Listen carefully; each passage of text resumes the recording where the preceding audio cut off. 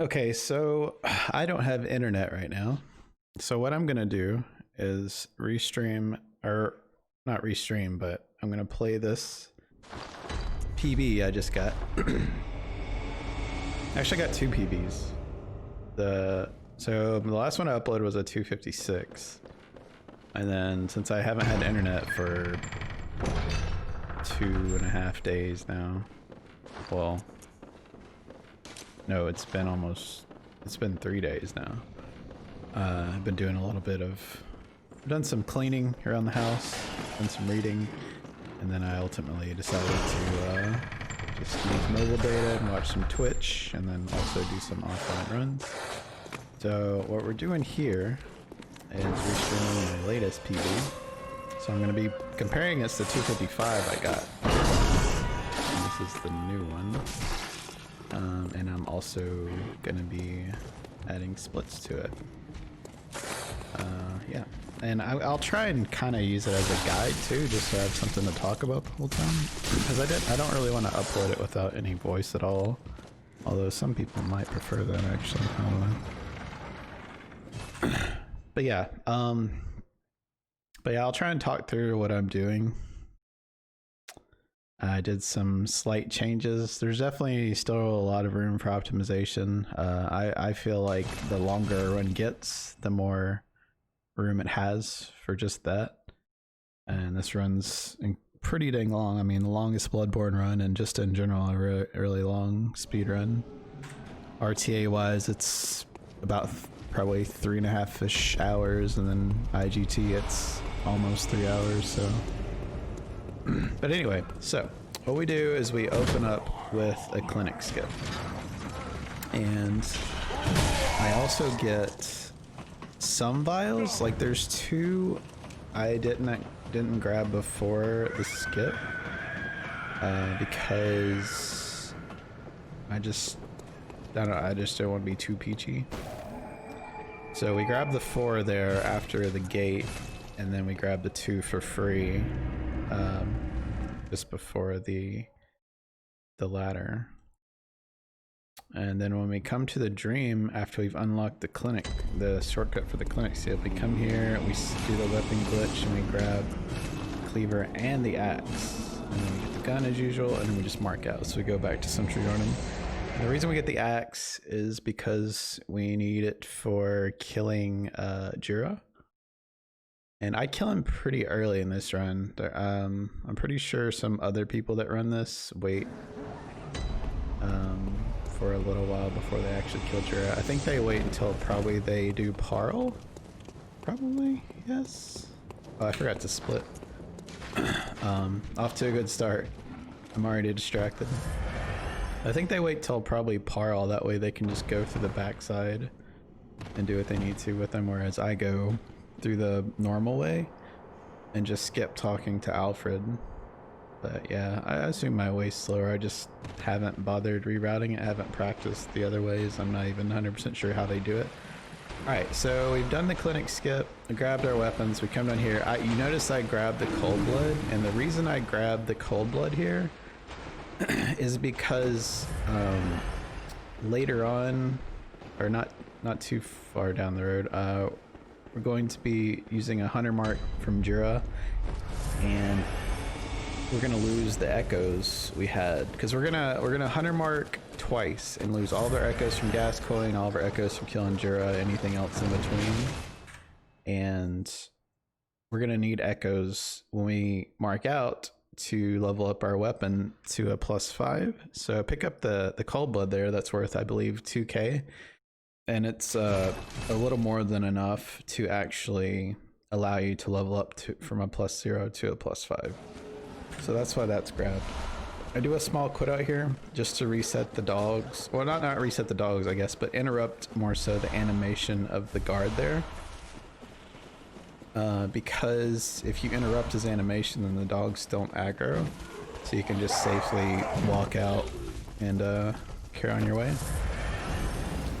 So, and then after that, we grab the pellets, of course, which I believe there were 6 there, which is very important to grab.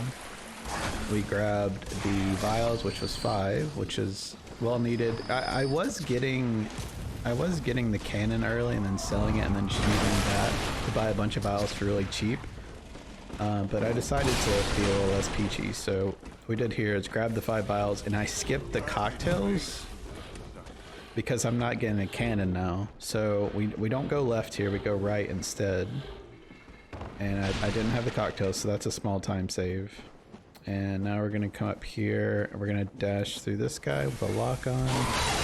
You can run past most of his attacks, but yeah, I just safely lock on. Now you kind of run here and do a jump over.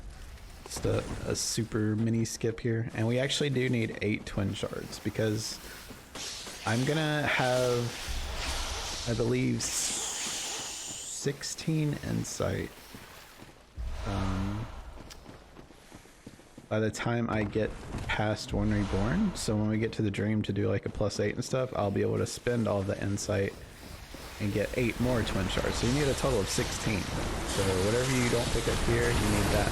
You need double that insight to buy the twin shards needed for later. So that's what we do. Hold on, somebody. Oh god, get out of here. Okay. But yeah, anyway, so we pick up 8. I was picking up 10, but that was because I was using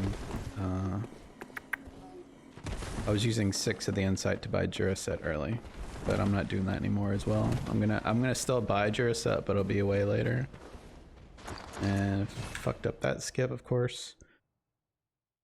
So I'm not going to go into too much detail on skips with this. I'm just going to be kind of a more laid back guide, more so just like a talk through what I'm doing more than an actual guide. But like I said, it's mostly just to give me something to rant about, since this is like, you know, over 3 hours of nothing since I'm not streaming it because Comcast fucking sucks.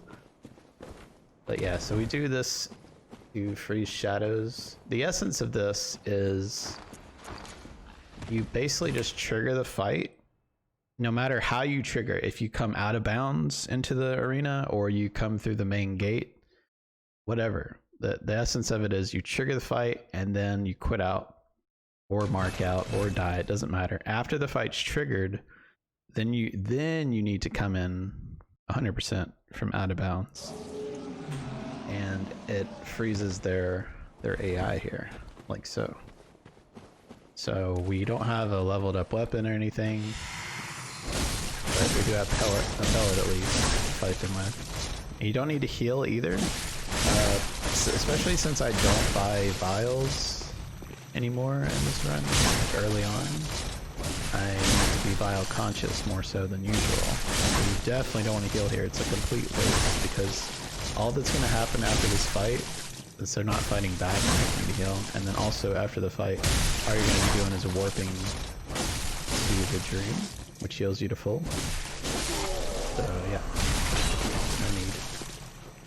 And this was a kind of sloppy execution on killing them. I'm just going to call it bad RNG.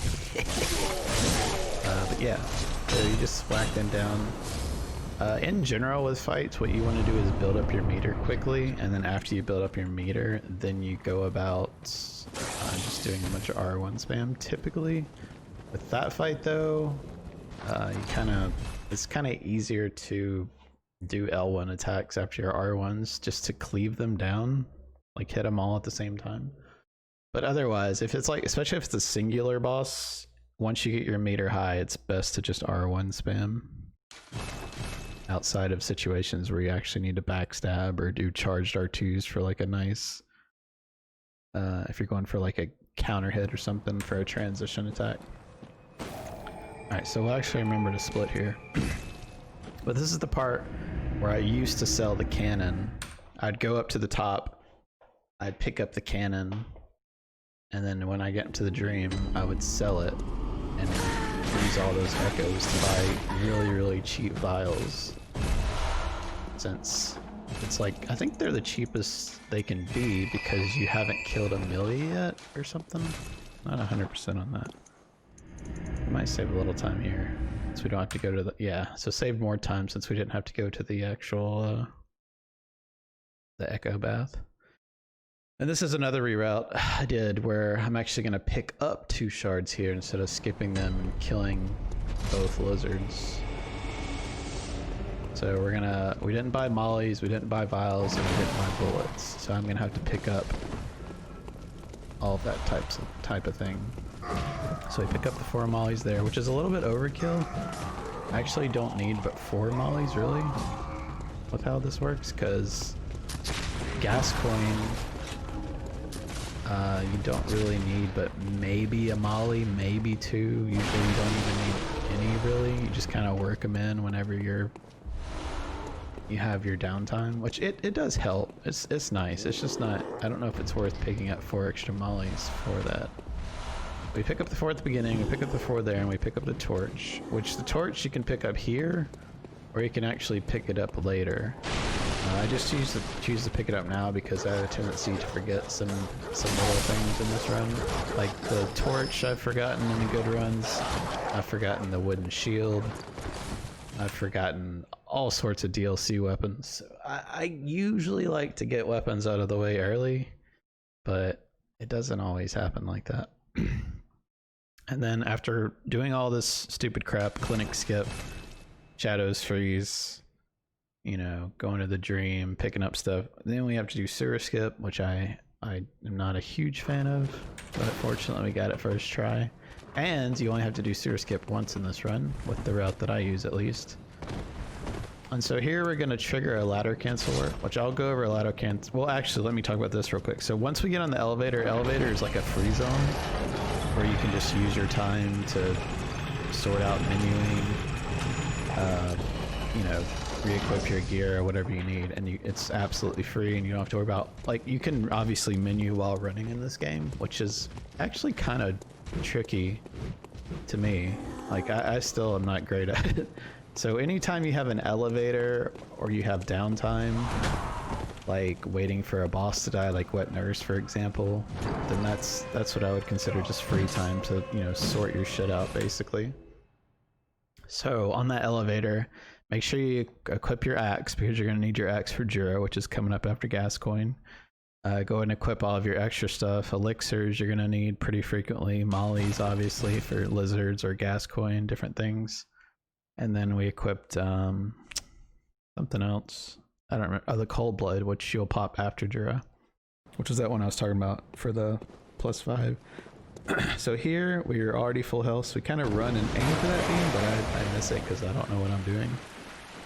And somebody told me the other day, they're like, why don't you just run straight to gas coin after the Saw badge pickup? I was like, because I'm stupid? So I changed that, so thank you. I forgot to unpause my splits. So thank you. I forget exactly who that was. Dang, my splits are going to be all jank now. Oh well. Yeah, I just completely oversighted it. It makes total sense. I just missed it. So we pick up our first 2 Bolt Hunter marks here. Bolt Hunter marks are kind of tight early on, so a lot of the routing I was doing was kind of focused around that. Because you're able to buy them eventually, but you don't want to do Cleric too early, because the later you do Cleric, the better. So you can just bully him down with insane damage and a +10 and all that. But yeah, you only actually pick up a total of 7 Gold Hunter marks the whole run. It sings to me. The rest of them are bought, or they are given to you from, like when you kill Gascoigne the second time, he doesn't drop his badge anymore, so the game either drops a Madman's Knowledge or a Bolt Hunter mark, usually for situations like that. So I forgot to unpause the splits, so we didn't actually save that much time there. But here I said, I was buying Jura set early, but since I'm buying it a little later, I'm actually going to go ahead and pick up the Hunter set here. I was skipping it, and Jura set's really nice to get. It's just probably a time loss early, because spending those 6 insight makes it to where you have to pick up 3 extra twin shards, which is not the best thing at the beginning. So you pick up basically, was it 3 or 2? Oh, it netted 2 because you, that's gonna probably be confusing to hear, but it's like you get 6 extra for not buying Juraset, but you get 2 less because I'd wait to kill Wilhelm for the iron until later. And you can see here, there's a lizard there we could have killed for 3 more, but I'm just gonna mark out without having to quit out. That way I can just kill the lizard in Old Yarnum and then pick up the 1 extra shard. And that's why I picked up the 2 in Central Yarnum as well. They basically pick up 10 here in Cathedral Ward to pick up the 2 in Central Yarnum, that's 12, and then you pick up the 1 extra in Old Yarnum, which is 13, and then kill the lizard right beside that, which is 3, which is 16, which is all you need. Alright, so on the way here, we picked up those 6 files. I went ahead and slapped down my hunter set for extra defense. We're kind of a high level already, since we got those drops in the dream earlier. That's another beauty of the clinic skip. It's cancer to farm out a good one, but it's also really comfy in a lot of ways. Being able to fight Gascoigne with pellet and some strength and running through beginning areas with a little more level ups, because we don't actually level health for a little while, but your physical defense goes up with every level you get, no matter what you're putting points into. Alright, so this part, we're going to perform a ladder cancel warp at the bottom of this ladder, and that's going to allow us, after we get the torch, to just warp back to the spot. We could just get the lamp, but it's not good, because when you mark out from Jura, you don't want to mark back to this lamp. You want to mark back to Cathedral Ward so you can progress onward, usually. Which in this case, we're not going to do that. I guess you just don't get as much benefit in this route with that sort of thing as you would in like a normal run, but it's still a good thing to do. But normally you would, like in a non-clinic route run, you would kill BSB, mark out, and it would take you straight to Cathedral Ward, and then from there you could go right towards Amelia. But in this situation, it's just a matter of not having to tag another lamp, I guess, really, because you're going to go back to the dream anyway. Alright, so we finished off the ladder cancel warp. We already have our axe equipped from the elevator earlier, so we can just tap right and then trick it. Make sure it's tricked. That's really big here. If you don't trick this axe, you're going to have a pretty bad time dealing with Jura. I don't heal here, you notice, but what I'm going to do is sort of it's kind of a PG thing, but also I'm being vile conscious early on with this run. We're going to fall with that little pillar there, take less fall damage, and roll off twice. That way you're trying to avoid being shot by Jura. But you can see, so my axe is out and it's already tricked. And now we're ready to kill him. We're just going to knock him off the edge. The essence of this is knock him off the edge. He dies to fall damage. And once he dies and his echoes show on the screen, you're safe to quit out. And the reason you quit out is because when you come back in, his badge is going to be teleported back up to his spawn. Otherwise, you'd have to knock him off and then go all the way down to where he fell to retrieve it. And you can't actually hit exit game yet until you see the echoes. Then you hit exit game, then you hit yes right there. Otherwise, it'll just cancel out of it repeatedly, so there's no point in trying it. So yeah, we knock him off, come back in, get his badge, and immediately warp out with just a regular hunter mark. You could bold hunter mark here, like bold hunter mark after, if you had enough to work with this particular route, you would ideally want to bold hunter mark from after the Cathedral Ward shard pickups after Gascoigne to save those echoes, and then you'd want a bold hunter mark here, but it just doesn't quite work like that with this route, so you gotta waste the echoes, which is not a ton. It's like less than 4k, maybe around 4k. So this is what I was talking about. You just go straight back to the dream here, so you don't get as much benefit.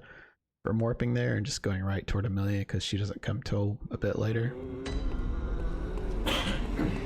Alright, so what we're doing here is you can see me run towards the insight bath, which I messed up. I was like, wait, no, we're not supposed to do that because like I said, I'm not getting Jura set anymore. That's normally where I would have purchased it for the 6 insight, but we're just picking up the hunter set for now, and I'll buy Jura set later.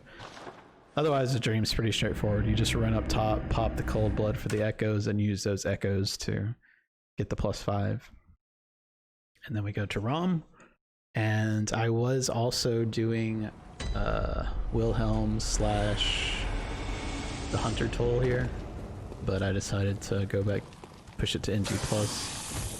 So we're just gonna pop the elixir as soon as we spawn, and then I'm gonna do a small bit of stamina management right here at these 2 little like pillar things, just like basically from one to the next stamina manage, and then resume it. We're gonna run towards the base of the tail and do the jump. I take the elixir off there because I have this weird thing happens where a lot of times I'll get like a sort of dupe thing happen where I pop the elixir at the lamp and then I go to use a pellet on ROM and then I get another elixir pop. It's really stupid. So I just take it off to try and prevent that. Alright, so I kill the first 2 spiders without popping a pellet because with the lack of damage with a +5 and no paper, it's a little bit trickier to get like a really solid fight where you actually have enough pellet for it. So I just knock out the first 2 without it so it effectively lasts longer. And if you get like around 500 or less for the opening attacks for the 2 transform attacks, I just like to do regular R1s after that, just to not do too much damage on ROM. Because you don't want to do more than 1060. This gets a little sketchy. Spider's going crazy on me, but it worked out. Put back on my elixirs. And the time save there is, like I said, just rerouting. I'm actually going to lose time later because of that. Because I'll have to actually go get the item rune and I think it's the Phantasm Shell at the top of Bergenworth. Alright, so we equip our cold blood. I also was going to get the Upper Cathedral Ward key and Tiny Tonitrus, but I pushed that till later as well. One, because I don't have to use a Bold Hunter Mark quite so early, which is nice. I don't think it ultimately matters, but the biggest thing turned out to be not going up against the big troll guy with hardly any level ups, because he hits like a truck. So I like to go later with more level ups so we can 2-shot him, and also if he does manage to hit us, then we can probably survive it. And then here, do Yargle skip. I do it with an elixir, that way I don't have to worry about the second guy at the right section. I just kill the wheelchair guy, and like, depending on what NG cycle you're in, you can kill him anywhere from like 3 to, or like anywhere from 1 to 3 hits. If you have meter left over from ROM and stuff like that, it just depends. So yeah, I use an elixir. It just makes the skip a little easier. And we don't need the Ariel set, we already have the Hunter set. You don't need any Madman's Knowledge in this run. I think I pick up 1, and that's on the way to Old Yarnum because it's completely free to pick up. But you really don't need Madman's Knowledge. You get plenty for everything you need. The only thing I could possibly think of where you might want to get some is if you routed skipping a twin shard or 2 and you found it faster to grab 2 madmans per twin shard that you skipped and just like pop them at some window or something. So yeah, we go there, we get the gem, we pop our paper early. People ask a lot, like, why do you pop your paper so early? Why do you pop your pellet so early, depending on the fight? And the reason is, if the fight's short enough, it doesn't matter. Like, as long as you have paper and pellet lasting for the fight, it's fine. And the reason you pop it early is because it's at the end of the stamina bar. So that's kind of like the most efficient way to do it. If you're on the move and you're having to pop items for a boss fight, the best easiest way to do it is wait till your stamina bar is at the bottom off the items and let while your stamina is regenerating, use that time to buff. Now we pop a cold blood here, okay, to dissipate. All in all, pretty good Yargle section. I don't know if we'll lose time or not. It's hard to tell. Could be close. Might save a little. Saved a second. Now here we're going to light the lamp because we're going to come back here later for so light the lamp and then just head towards Miko. Here I like to stamina manage the right side of the vial box and then get up about halfway up the right item box after that. And that's actually a little too much stamina management. You can do like a smidge less, maybe even, I don't know, it's really close. I'm not perfect at stamina management in the parts that you actually want to, but I try and get it as efficient as I know how. Now this part, we're just gonna do a jump at the end of our second stamina bar just to give us a little more distance. Just to be away from the silver beast, because if you can do it if you hit a good spot. You can do this if you have like good routing or good movement, I guess, where you don't actually have to jump at all, which is obviously a little faster. I keep messing it up, so I'm continuing to jump for now. All right, so yeah, we quit out, we come back in, and we have some mollies. Plenty of mollies left, I'm pretty sure. I think we have like, how many? 7? So yeah, I picked up 8. Only ended up needing half of those, so we can skip one of the 4 pickups. Alright, so we pop this dude. He's really weak to fire and bolt. Maybe even arcane for that matter. I know for a fact he's weak to bolt and fire though. I pick up that cold blood just because I decided to pick up some extras because I was like, that's like 5k. The other 3 I pick up are 10k each. It's like, that's a good chunk of, or good size of echoes, which I can use later, so. R1, L1 her, no running attack. Pick up the eye while you're waiting for her to fall, and get 13, 25, or 13 bit, 25 skill. You'll have just enough echoes. See, I forgot about the bath here. So we had 16, which each 2 is twin shards, so we buy the other 8 we needed, like I was talking about earlier. Picked up 8, bought 8 to get 16. Slot our gem with the +8. Go to Mensis here. You just have to go down 1 at the gravestone. Lost a smidge of time. It's because I went to the bath and like, I don't know, I did something there in the dream weird. Alright, this is a pretty big section. I kept everything under one split.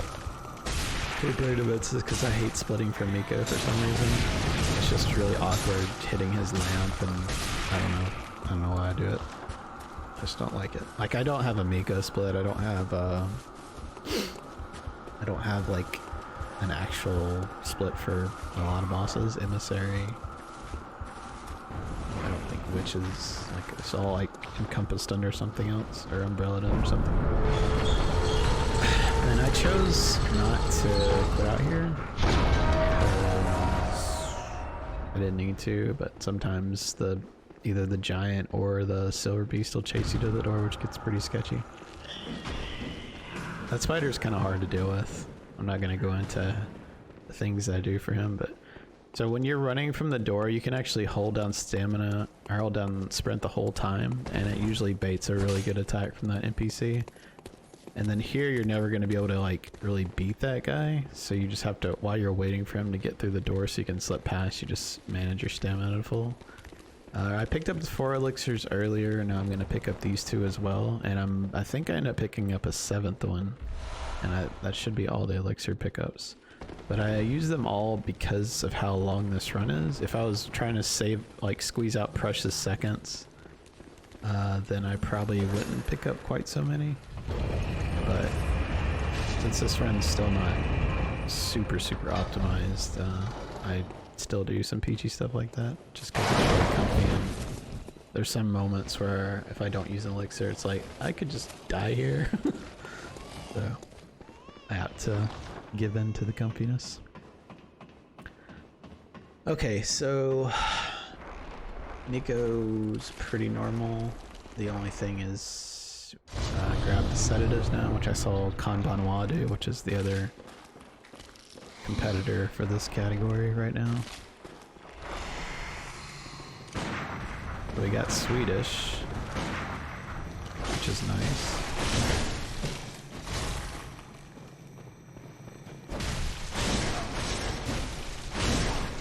I finally found a good lineup, like a reliable lineup for that kind of strat. I have a problem with finding like really good lineups for myself. But I've been working on some things, practicing a bit. So here where you'd go left and get the lizard to get the 3 chunks. We're gonna go down further after that as well. I pop bolt so I can 3-shot him with just R1s. Otherwise it'll take R1, R1, L1, and then the bolt paper should last to where I can use it for phase 2 as well. It's like a double use. And then run down and get 3 sedatives, which you end up using all of them really nicely. And again, I didn't buy vials in this run, so I'm gonna go ahead and pick those 8, which I would say almost always, unless it's an 80% run, like always pick those vials up. The reason I say don't pick them up in 80% is like if you have like 2 vials left, you should be fine in 80%. If you have like 0, maybe still pick them up, but even then you might not need them depending on what you're going for. But all bosses are all trophies, like I would say, grab them. Alright, so nothing. Well, I think we might get a bit. Yeah, look at this fucker. I think I love this. Fortunately, I timed it well. But yeah, pretty sketch.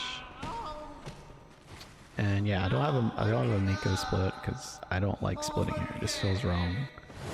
So we did get the sedatives, and we're also like most routes, or pretty much all the clinic skip routes. Oh, I got the weird camera thing, so I was turning. Get that chunk instead of the one by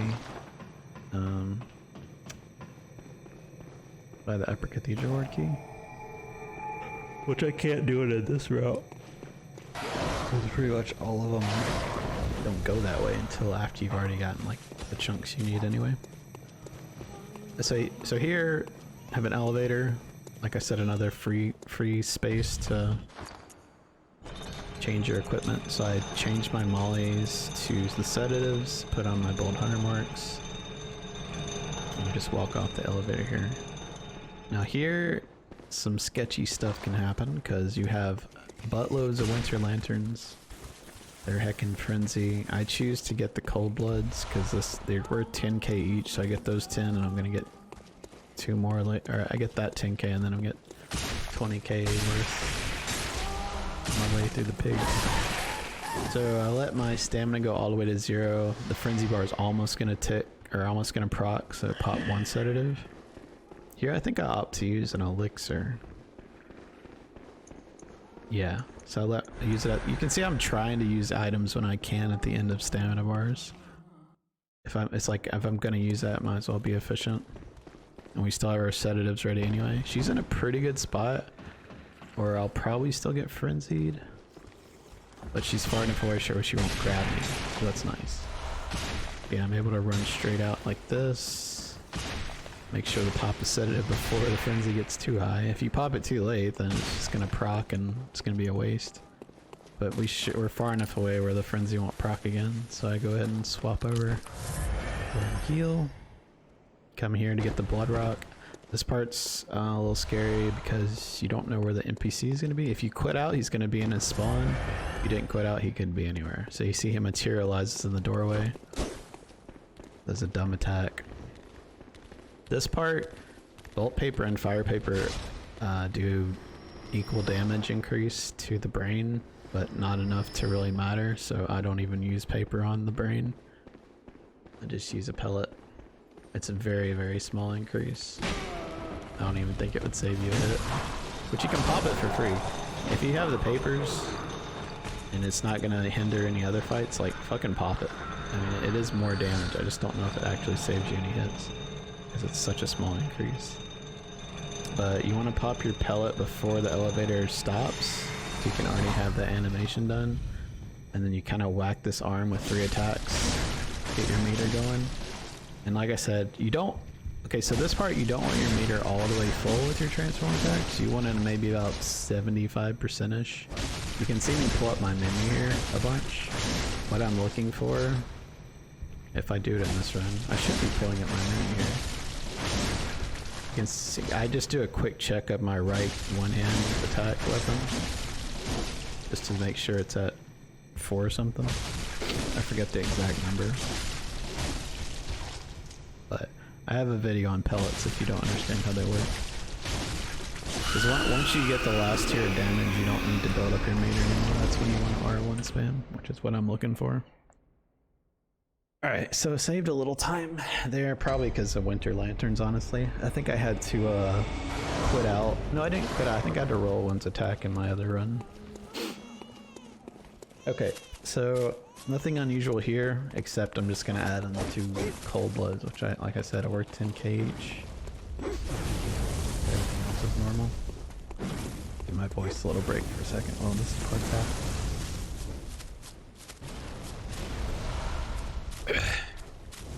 Drinking some wine. What do I do? Heck. I can turn on some music while I'm just waiting here. Y'all won't be able to hear it, but...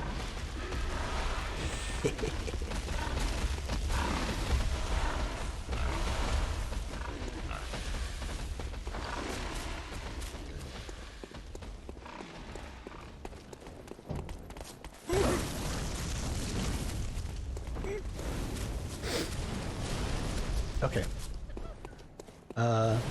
So if your elixir has already run out, you usually want to try and pop everything on the elevator.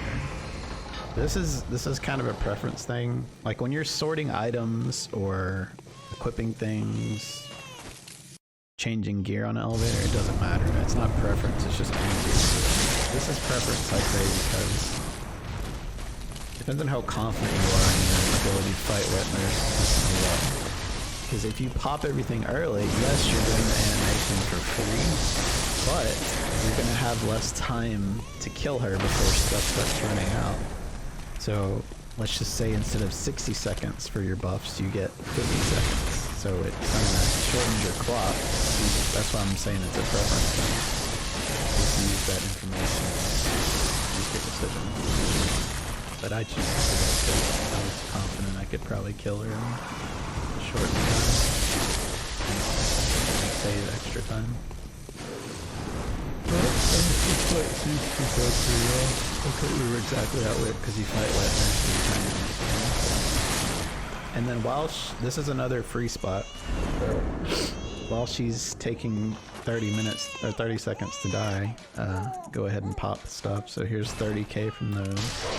Try and dupe. I actually got it. So it doesn't dupe all 3 that you pop, it just dupes 1. We got a bonus 10k there. Delete mollies, don't need them anymore. I delete my helms or my hats or whatever because later on in the run, when we fight Ligarius, we're gonna get the crown, which you need to access the secret area to see Annalise. I just delete my extra helms just so it's easier to menu towards it when I'm swapping it. Alright, so here we do a running R2 to hit her, kill her in 1 hit, get 33 strength, and dump everything else into Vit. That's what those extra echoes did for me. It gets me 2 extra levels there, which isn't that big of a deal. I probably shouldn't do that. Slap in our other 2 gems, so we're completely done with our weapon as far as leveling up. We repaired it, we leveled it up, and we put in our gems. Only other thing we're gonna have to touch with it is repairing it, like once we're about to do chalices. Which you can probably repair it a little later than that, but it doesn't matter if you're gonna repair it once regardless, you know? Okay, so this is where we push back Upper Cathedral Ward key grab. Like I said, we have more levels now. We're sitting pretty in case old dude decides to smack us, but I'm actually gonna kill him anyway. Just can 2-shot him since we have so much damage. So we're gonna use our last bold hunter mark here. I think I use it. Yeah, I do end up using it. Because you have a choice to make. It's like, look at your echoes. It's like, if I need this bold hunter mark for something else, maybe I could just hunter mark here and save it.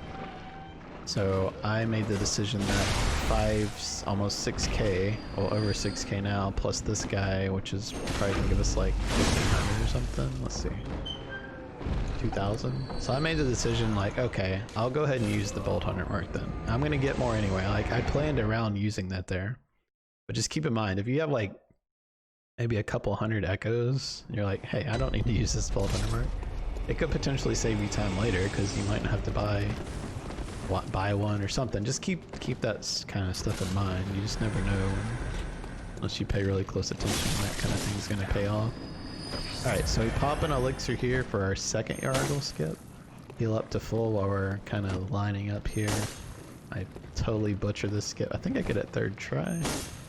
And then I have to do a sit down gesture. So if you do the sit down gesture, just aim towards the fence, hug it like with your face, and then sit down. And it'll work 100% of the time. I peach out a little bit here because I felt like this was a good run. I wasn't running splits, like I said, I'm doing splits now. I just felt like the run was good though. I didn't know for sure how good it was. So I just choose to smack him, lose a little bit of time just to reassure that I don't get shot in the back there. So anyway, since we're, since I didn't buy vials early, I'm picking up what I can. So pretty much any 6 or 8 pickup, I'm pretty much getting outside of the danger ones and Mensis by the lamp. This fight, you just like 6-shot Parl. You can probably do it in less hits than that even, but the way I do it is 6 hits. So normal opener, you just finish off her back right leg with a couple hits. I'm gonna do an R1 on her shoulder instead of an L1, so just head to the shortcut towards BSB. And this is the part where I think some other runners choose to do Jura instead of what I was doing. Like they would probably mark out from BSB and then run this way towards Jura, up the shortcut or something. And then for the torch, they would just go to the right. Like there's like the tower to my right there, and they just go up that way to get the torch. But I don't know. I haven't timed it myself. I don't know how much faster it even is. But for now, I'm just doing this. And I go left here because I have, like I said, I don't have a lot. I have a good bit of it actually. But the main thing is just having a shit ton of levels. If I go left there and I do get hit, instead of getting one shot, I can tank the hit. And I don't have to heal anyway. I just tank the hit, take the little stagger, and keep on going because BSB you don't need to heal for. Now this part's a little weird because if you were doing a regular run and you didn't have a bunch of level ups, then you would want to use a pellet on her. And you'd have the pellet slows your character down and makes the lineup really comfy.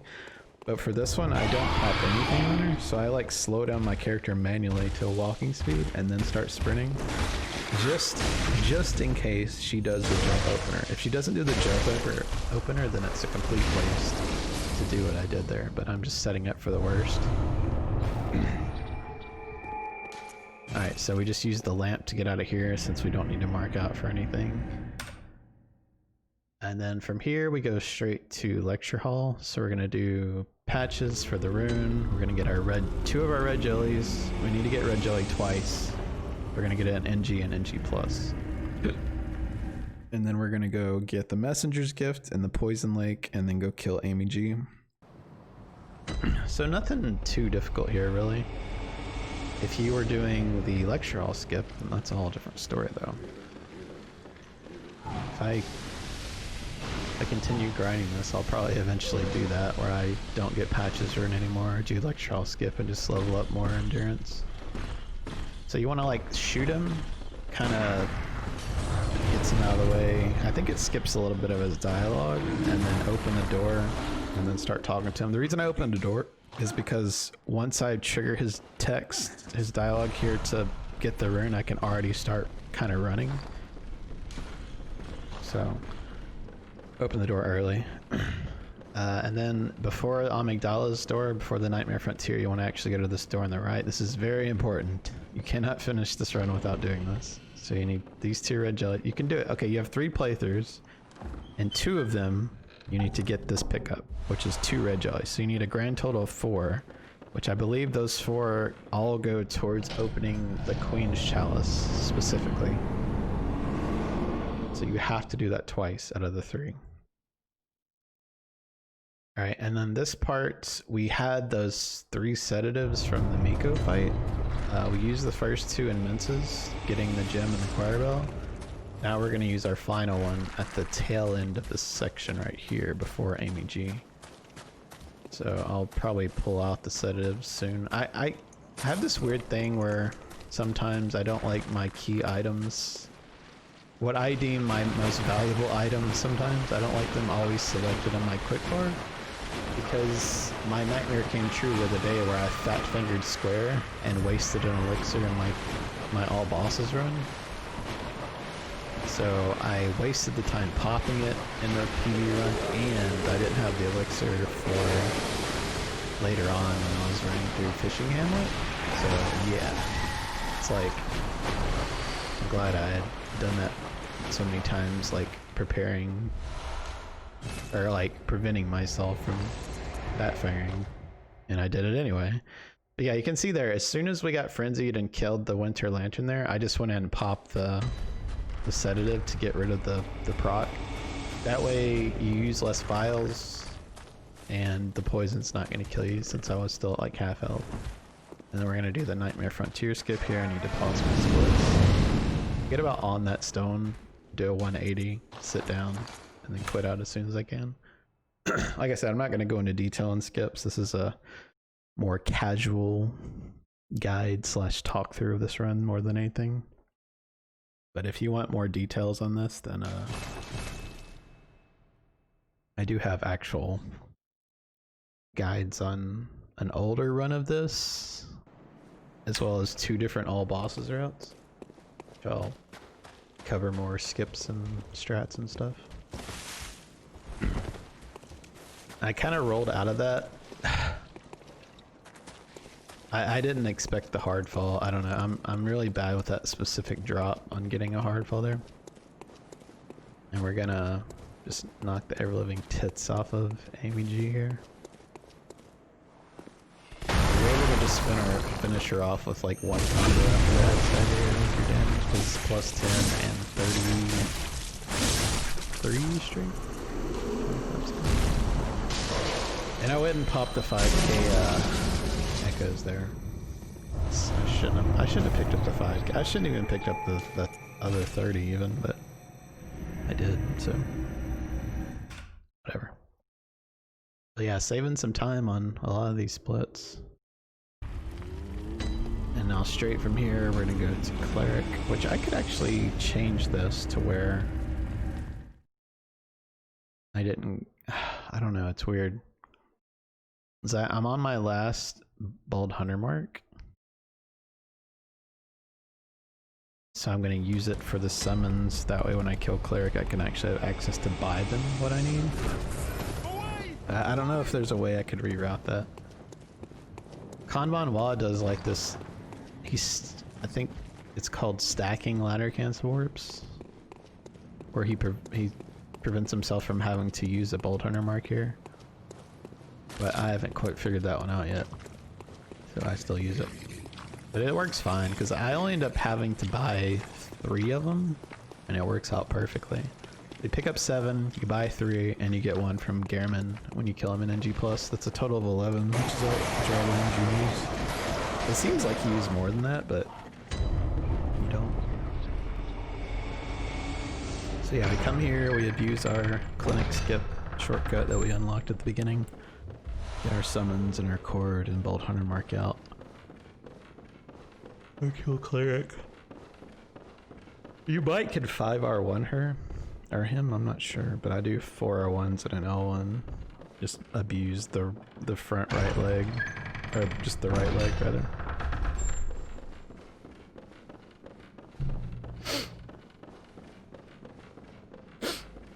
And then Yeah, so when we come back here, so we're gonna mark out. Trying to think what we're doing in the dream. Yeah, after we kill Cleric, we're gonna buy 3 Bold Hunter marks. Which you could buy extra, I guess, but I can't think of a reason with this particular out why you would ever need them. And then I'm gonna buy the cane, which will be used for the orphanage key skip. You could just use the cleaver, but I'd rather just use the cane. And then also buy knives, which the regular knives. Okay, so what I used to do is I'd go get the cannon early in the first playthrough to sell it, and while I was up there I'd get 8 poison knives as a pickup. But since I'm not doing that anymore, I'm waiting to go in the quest. I don't have the cannon, so I don't have the knives. I just from the sewer badge just buy the regular knives, which work exactly the same on Orphan. Because Orphan doesn't get poisoned, so it doesn't matter. You throw something at him. You can use regular knives, you can use throwing knives, and I just buy 6 here. That's all you need. And I buy those 3 things, and then I go to Cathedral to go to Upper Cathedral eventually. Yeah, so what was I saying though? Yeah, so it doesn't matter. You can actually even use pebbles, which pebbles are slower and harder to use. Oh, I didn't split. They're slower, therefore harder to use for the freeze on Orphan, but you could do it if you're desperate enough. Alright, so here's a part, another preference. You can ladder cancel warp this section, so that way you don't need to push the elevator back down, and you also don't need to waste a gold hammer. I choose not to do that. I think it ends up saving around 15-ish, maybe a touch less on time, which is a big chunk. It's just what happens is if you mess up the skip and you have a ladder cancel warp active, your run just dies because you can't do anything about it. Well, I guess you would have to quit out and go back to the beginning where the ladder was, or you could mark out and go back to the lamp. Either way, you would waste a buttload of time because you have to run all the way back through all this and do it all again. So if your time's decent enough, it's just pretty much going to kill your run. You'd ladder cancel warp right there at that ladder while still on the top of it. Something real quick, if there's like a top part of a ladder and you ladder cancel warp, like if you climb from the bottom and you ladder cancel warp before you officially get off the ladder at the top section, then when you finish the ladder cancel warp and quit out, it's going to put you at the bottom of the ladder, which is actually really nice on that particular section. Whereas if you wanted to specifically warp up top, climbing from the bottom, you could climb from the bottom, get off the ladder completely, off that top section, and then go back and ladder cancel warp, like set it up, and that would put you at the top whenever you quit out. Alright, so here I use an elixir because it's 100% consistent with how I line that up. I would go into detail, but okay, so this guy, lock onto him, get ready to parry, and just do like a regular R2 and R1. That way, if you did R1, you have a risk of getting a visceral, which you don't want. It's quicker just to smack him. Alright, we pull out the cane. I don't really need to pop the bolt there. And we kind of line this up just to where we're going to hit the left arm, the left hand even. Switch to our cleaver. Go ahead and queue up an attack. I did get stunned here, but I killed him, so I didn't care. Alright, so here's something interesting is you take more fall damage in this game based on how much your hidden equip load is. So if you have like a bunch of weapons on your character, like actually equipped and armor on, and even quick items on your quick bar, the more you have stacked of all that thing, you're going to take more and more fall damage.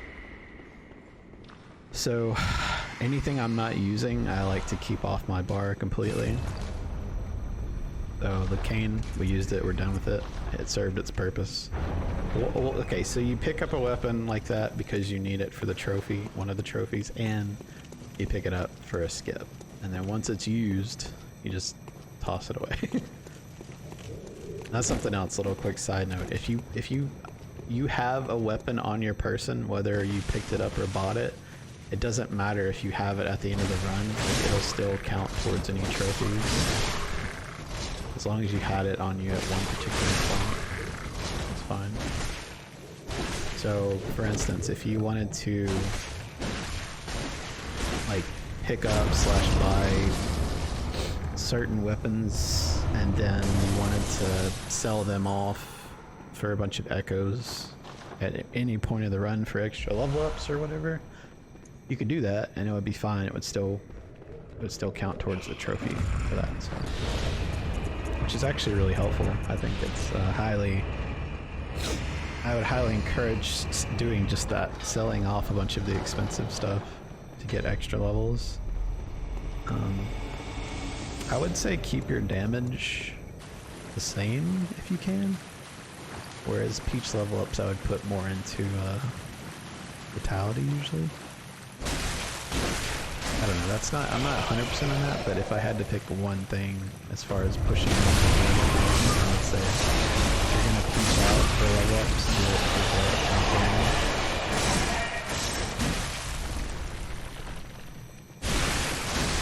Reason being is if you're getting used to all these fights at a specific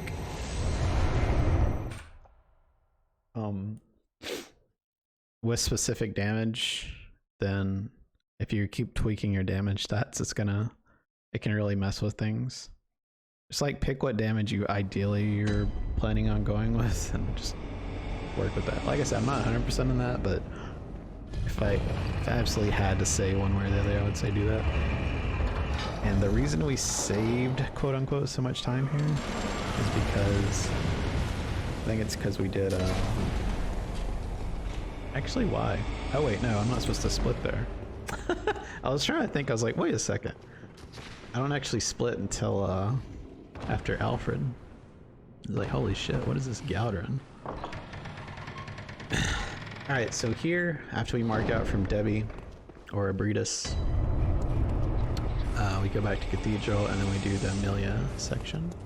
So while you're running, so you let my stone ore get to the bottom and then I heal to be more efficient. We grab the cord and we grab the bone. That's all you need here. You could get the doll set, but you have so many echoes anyway. It's just not really a point. You're gonna have to spend time selling it, and it's only 35k when you're gonna have, you know, a couple 100,000 pretty soon anyway.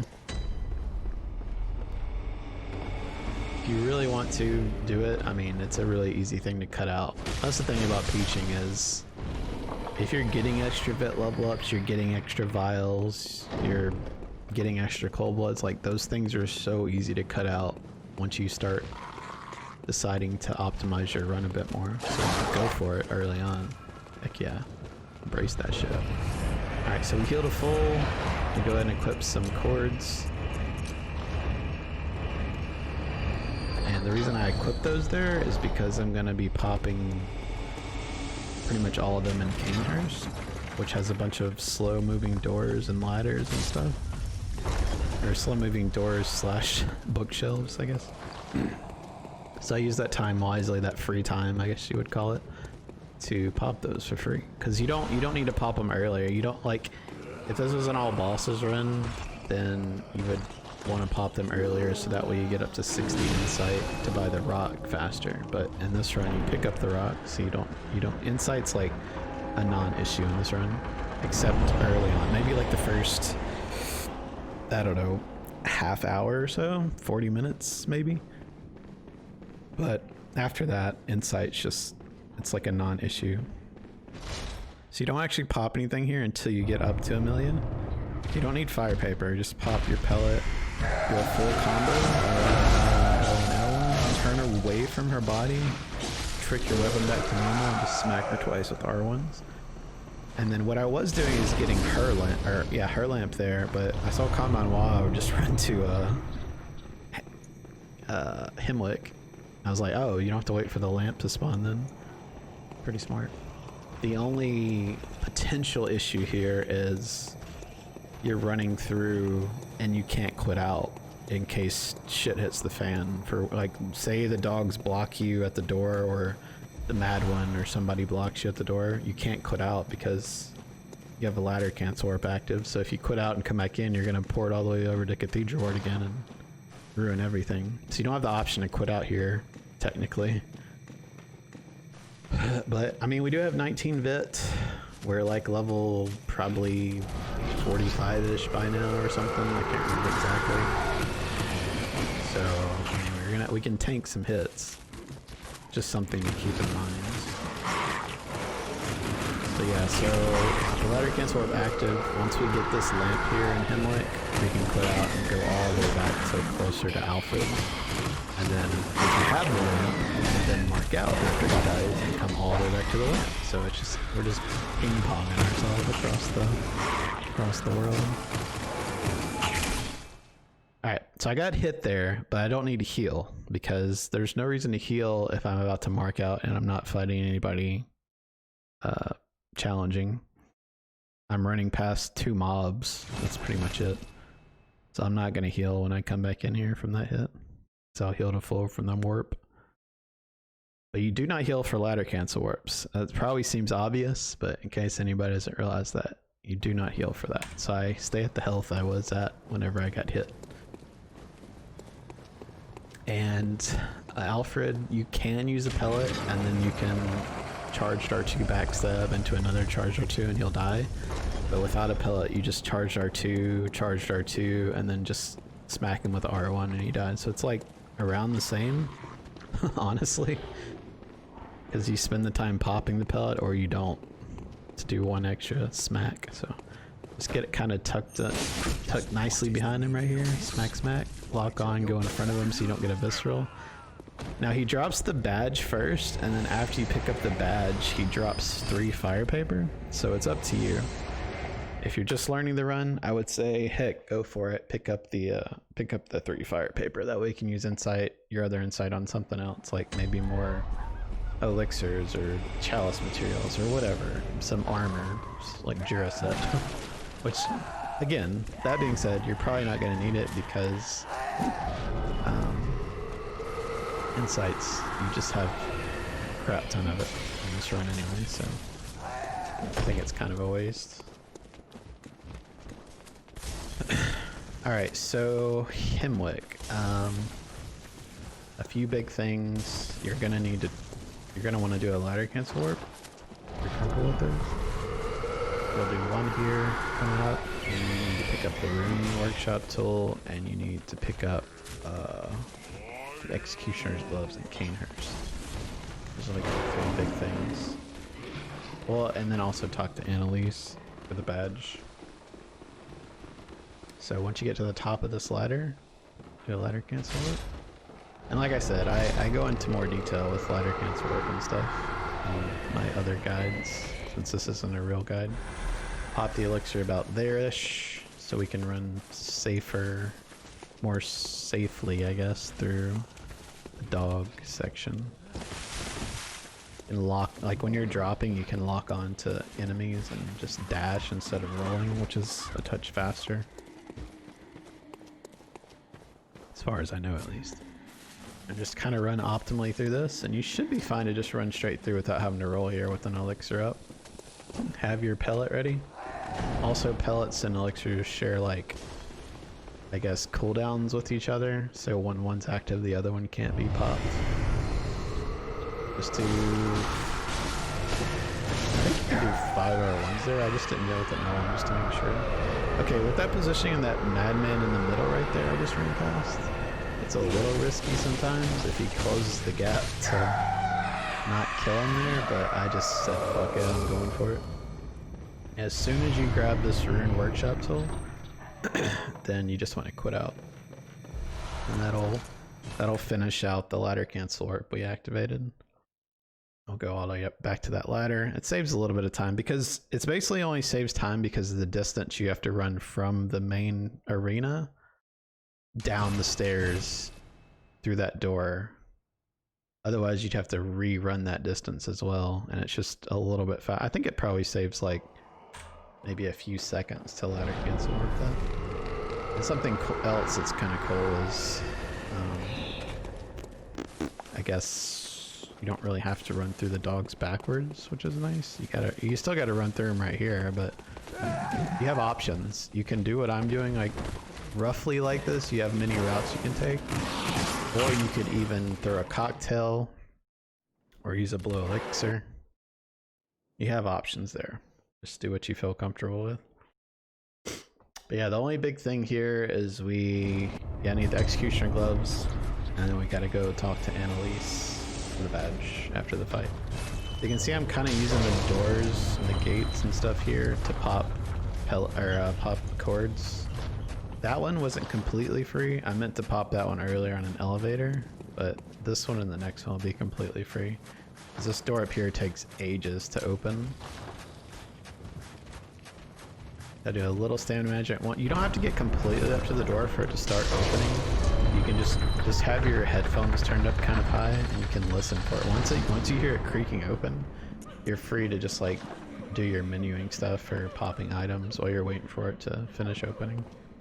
I pop one there, and then I pop one at the bookshelf staircase, or bookshelf ladder. Coming up soon. And another small thing, which is another optional thing, is I actually decided to pick up Evelyn here. If you're gonna go for it, try and do the animation cancel I get. So you like kind of drop down, and as you're in midair, you spam for it at the chest, and it opens it up without you having to go through the physical animation, and then you're able to like do a quick circle and pick it up really fast while trying to avoid getting hit by Blow Dart Boy. But I think what happens here is I actually do still get hit by Blow Dart Boy. So we get the animation cancel, I whip around and grab it, and then I get tagged with the second dart, which isn't a big deal. It's just, I don't even understand how that debuff works, honestly.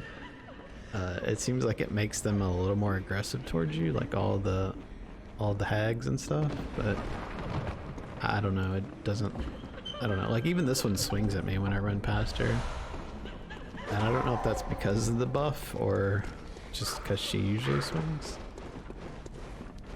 But while we're waiting for the shelf here to open up fully, you can heal, you can pop your cords, just use your time wisely. This is just like being on an elevator, just spend your time doing what you need.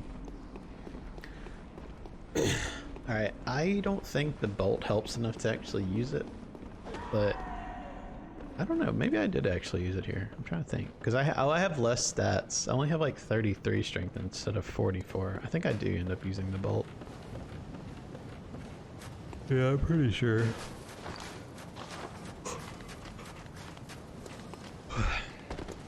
It seems like a lot of bosses, it's like 2% damage increase or something.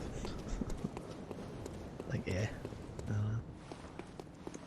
It just depends.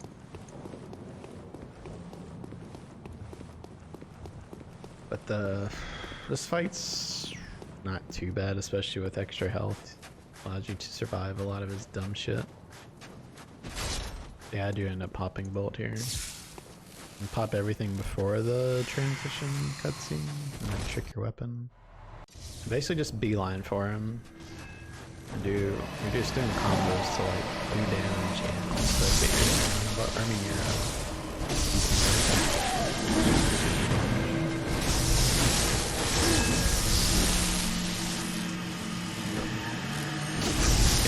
just a little bit. Oh wait. Okay, so when he goes in the air like that, actually, a quick thing, any mob, like be it Ligarius or even like spiders, when they jump in the air like that, their hitbox lingers. I don't know if it's permanent linger, like while they're in the air it just stays there, but you can't like go where they were for at least a little bit. So it makes it really awkward when he shoots in the air, because you want to kind of run in a soft semicircle or soft circle, getting ready for his punish on his drop. But he makes it awkward because he's blocking you a little bit like that. But, I don't know. It's something to keep in mind. It's helpful for ROM since there are so many spiders. They do the exact same thing. Alright, so we're getting her badge so we can buy some stuff later. Otherwise, you wouldn't be able to get the trophies. I mean, there's other ways to get some of these things. Probably. But I don't know for sure. Alright, so saving time on a lot of splits. Here we're gonna smack the doll and let her be dying while we go do some other stuff. So runes. Okay, so here I have Blood Rapture rune, but I usually want the plus item rune, so we're just gonna roll with that rune until we get what we want for the chalices later. So we buy Duraset, we buy 4 cold blood flower buds, and we just restock on all of our essentials, which are pellets, elixirs, fire paper, bolt paper, and then last priority is cocktails. Okay, here I needed at least 12 stamina. I have the stamina rune from patches, and then I needed at least 12 stamina to have what I needed to do 3 backstabs for some strats. So yeah, I had to reallocate real quickly. So I didn't have the 41 strength that I wanted, and I couldn't put any more into Vit, which is fine. I mean, I think it's because I put 2 points into Vit that I didn't need. I have 19 instead of maybe like a 17 here, but I was like, oh well, it's fine. I'll just have 1 less strength, which isn't huge. Definitely helps. It's just not like mandatory to have 41 for this particular run. I do patch it up later and I go for 44 though, before I get more of it.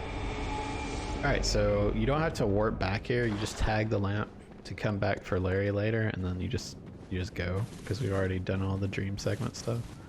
This part's a little weird, because if you just have base endurance and no runes, you can just hold down circle like most of the way here.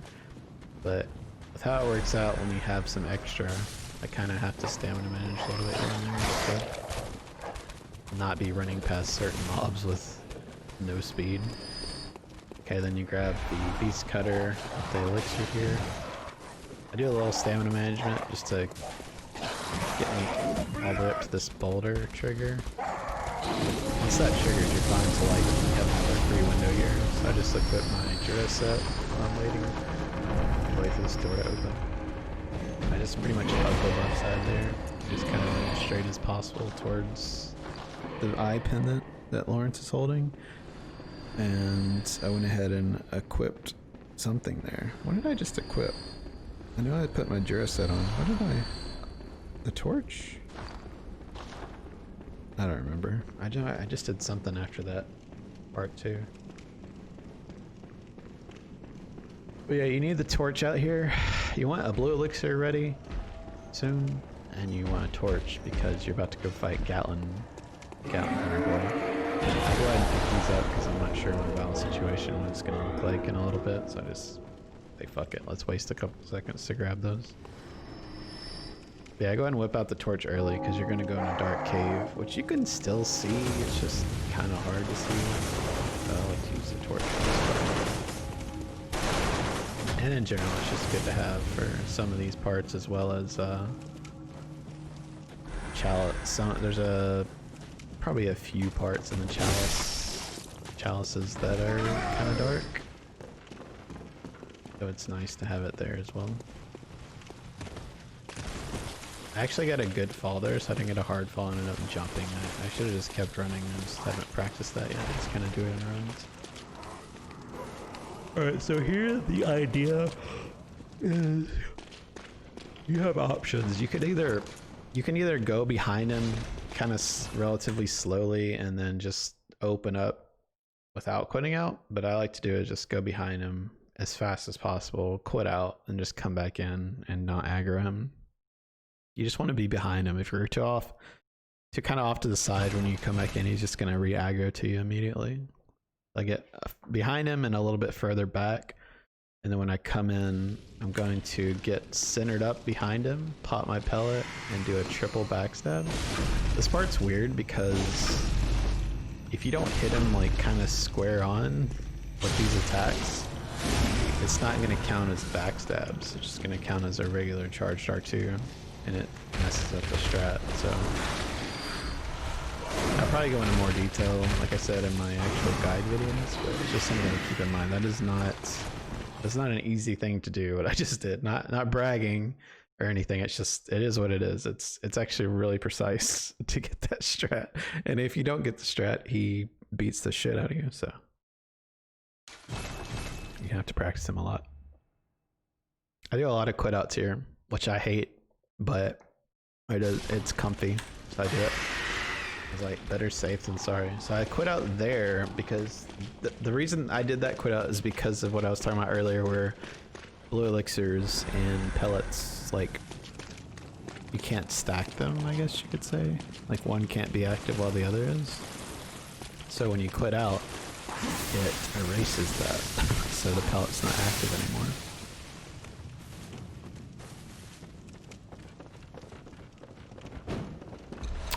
Alright, so just picking up stuff here, another quit out. This quit out is because, again, it's going back and forth. I had a pellet active, so I had to quit out to use an elixir. I have an elixir active, so I got to quit out to use a pellet here. It's back and forth. And it's just, I don't know. It's either that or I just stand there and wait for 15 seconds to where it deactivates or something.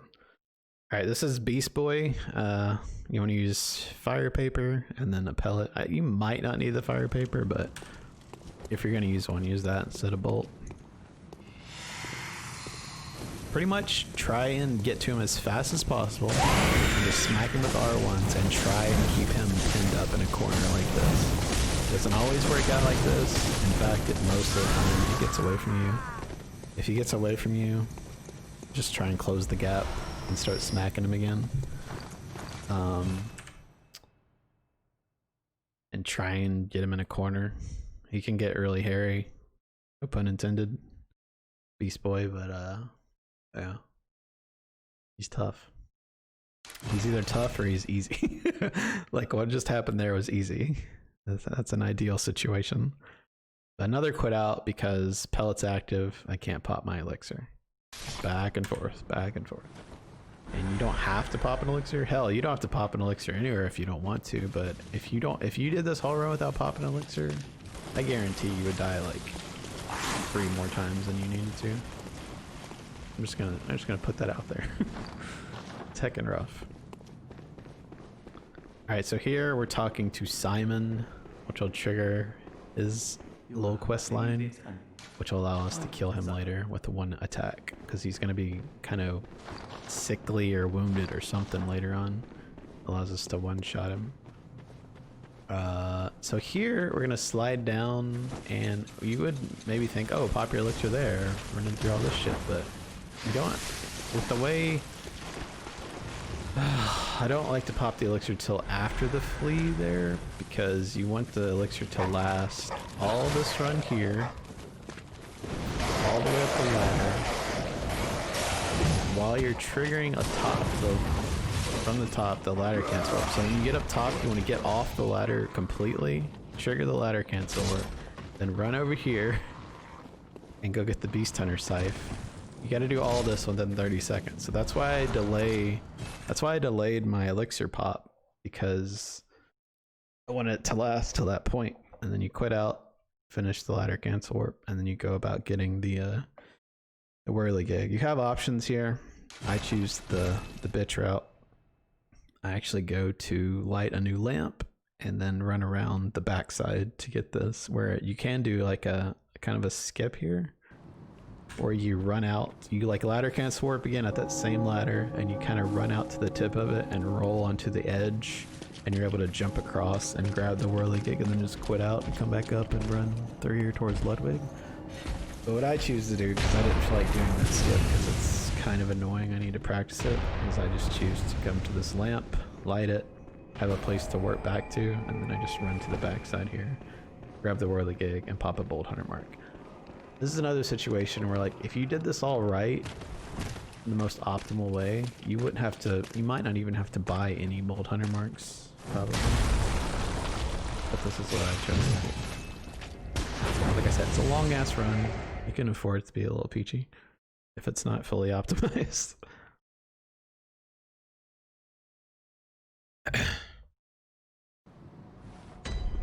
Alright, I pretty much do the same Ludwig strat. like the all bosses, so I cover that in the tutorial if you wanna. I don't cover it well. I definitely figured out more. The more I play this game, obviously the better I get and the more things click and make sense. So I need to probably make a new tutorial for that, but for now, you're stuck with what's out there.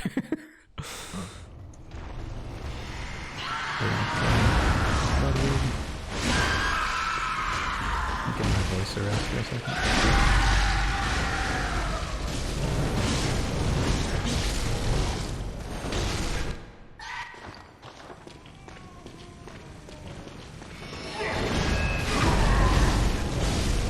Oh, I just remembered, yeah. I only have 40, I only have 40 strength. I think that was the reason I wasn't able to do that strat exactly how I needed it. And I might have messed up the counter hit there too. Oh yeah, so we smack the head while we're waiting for Ludwig to officially die. We go tag the lamp, and then we go back and grab the Moonlight Sword from him. Here I swap to Elixir. So right about the time we get to the elevator, if the Ludwig fight went half decent, then that's about when the meter runs out, and that allows us to be able to pop our Elixir. So I like to get stamina up to roughly full for the top of those stairs, so I can run all the way past Amelia there. And then I just pop the Elixir down at the bottom. Now here, I think I end up quitting out. You can actually run through here. If it's, I'm just gonna throw out an arbitrary percentage of, I think it's like 85% chance that the mob in the doorway is gonna run forward and give you a berth to pass through. So you don't have to quit out there, but I just quit out to be safe. The benefit of not quitting out is it makes it a lot easier to go up the ladder and run past the next mob. But if you're pretty close to this ladder anyway, it's not too bad to run through. I think they even might hit me here. Yeah. Yeah, they do. If I heal, pop the elixir before I open the door. This is another kind of peachy thing, but I like to do it because it makes this so much better. Now these two do whatever the fuck they want. They sometimes block the shit out of you and you just gotta, you can two-shot them, whatever. The main reason I pop this elixir is this mob right here though. This mob can suck my butt. I hate running past that thing. With an elixir it's free though. And then the old rat skip. My trademark skip. It's a very tiny thing that doesn't really matter, but if you get it, then the rat derps out, which is kind of cool. But anyway, we have the beast rune on right now. The small beast rune, so we take less fall damage. Like, look at our fall damage. If we've got an all bosses rune, we'll take like double that. So it's really helpful for traversing drop areas like so. Probably saved a couple of vials there. Looking for 1 or 2 vials from drops. Okay, so pop paper, pop pellet. Okay, so if you want the guaranteed 3-shot for this opening, make sure whenever you're pay attention if your opening attack is whenever your meter is still active, it's gonna be 3 L1s to kill that first. If your meter is already fallen off, more than likely it's going to take more than those 3 attacks to kill the opening failure. Just keep that in mind. Because if your meter is showing at all at the smallest part, it's going to be 20% extra damage.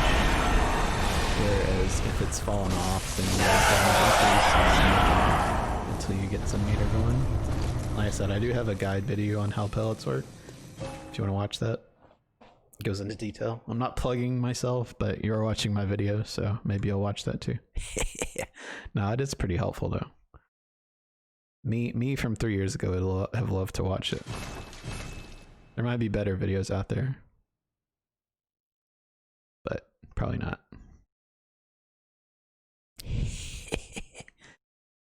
All right, so The quit out here preserves our beast meter.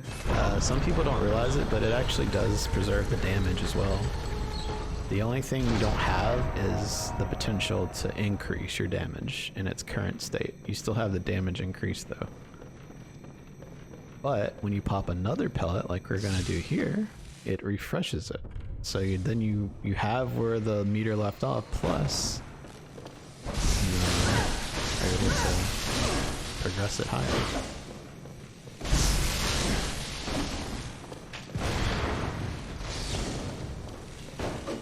I kind of peached out here, but I was like, if I can get the, oh shit. She was kind of dirty.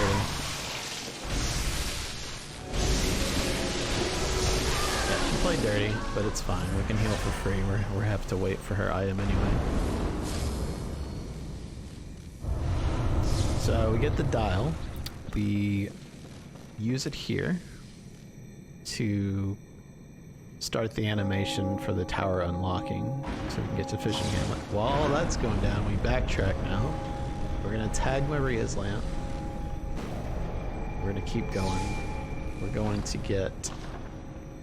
This is another part where you can choose to do it a different way. You can actually get this stuff earlier with like ladder cancel warps and cool jumps and stuff, but I just choose to do it like this.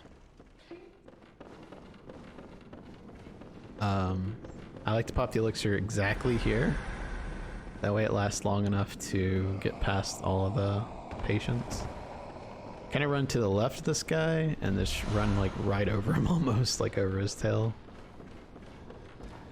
And then I do I think it's some small stamina management here, just so I have like a little over half to run from that point all the way here, get my bold hunter mark ready. Grab this key and mark out immediately. Alright, now now it's shark time. Good God. This is probably my number one, maybe number two death spot in this run, collectively. Sharks are hard. No matter what anybody says, they're just fucking hard. This fight, yeah, I've had PB runs where I've died 2, maybe even 3 times to these guys. I think I've had runs where my only deaths were to these guys. It's just rough. But yeah, keep in mind, like that lamp right there, for instance, to my left, like get that. You're first starting off, even for a long time after that. If your time is anywhere above like 3.5 hours, fucking get that lamp. I would dare say even lower than that time, a little bit. Still get that lamp. But the parries on this guy are kind of weird. I feel like they're way later than they should be. They probably just did that for difficulty reasons. But this opener went well. If I could have backstabbed him if I had better positioning, my position would just shift him. Alright, since we got the ladder cancel, as soon as we pick up Rakuya, we quit out and port back up to the top of the ladder. This serves 2 purposes. One, you save about 8-ish seconds, I think, maybe 8-9 seconds, not having to reclimb the ladder, and also you get to pop your elixir because you wiped out the pellet. So you can pop it as soon as you feel like. I choose to run a full stamina bar almost, and then I pop the elixir so I get past this guy and pop it here. Don't forget Simon. Just run in a one-shot and so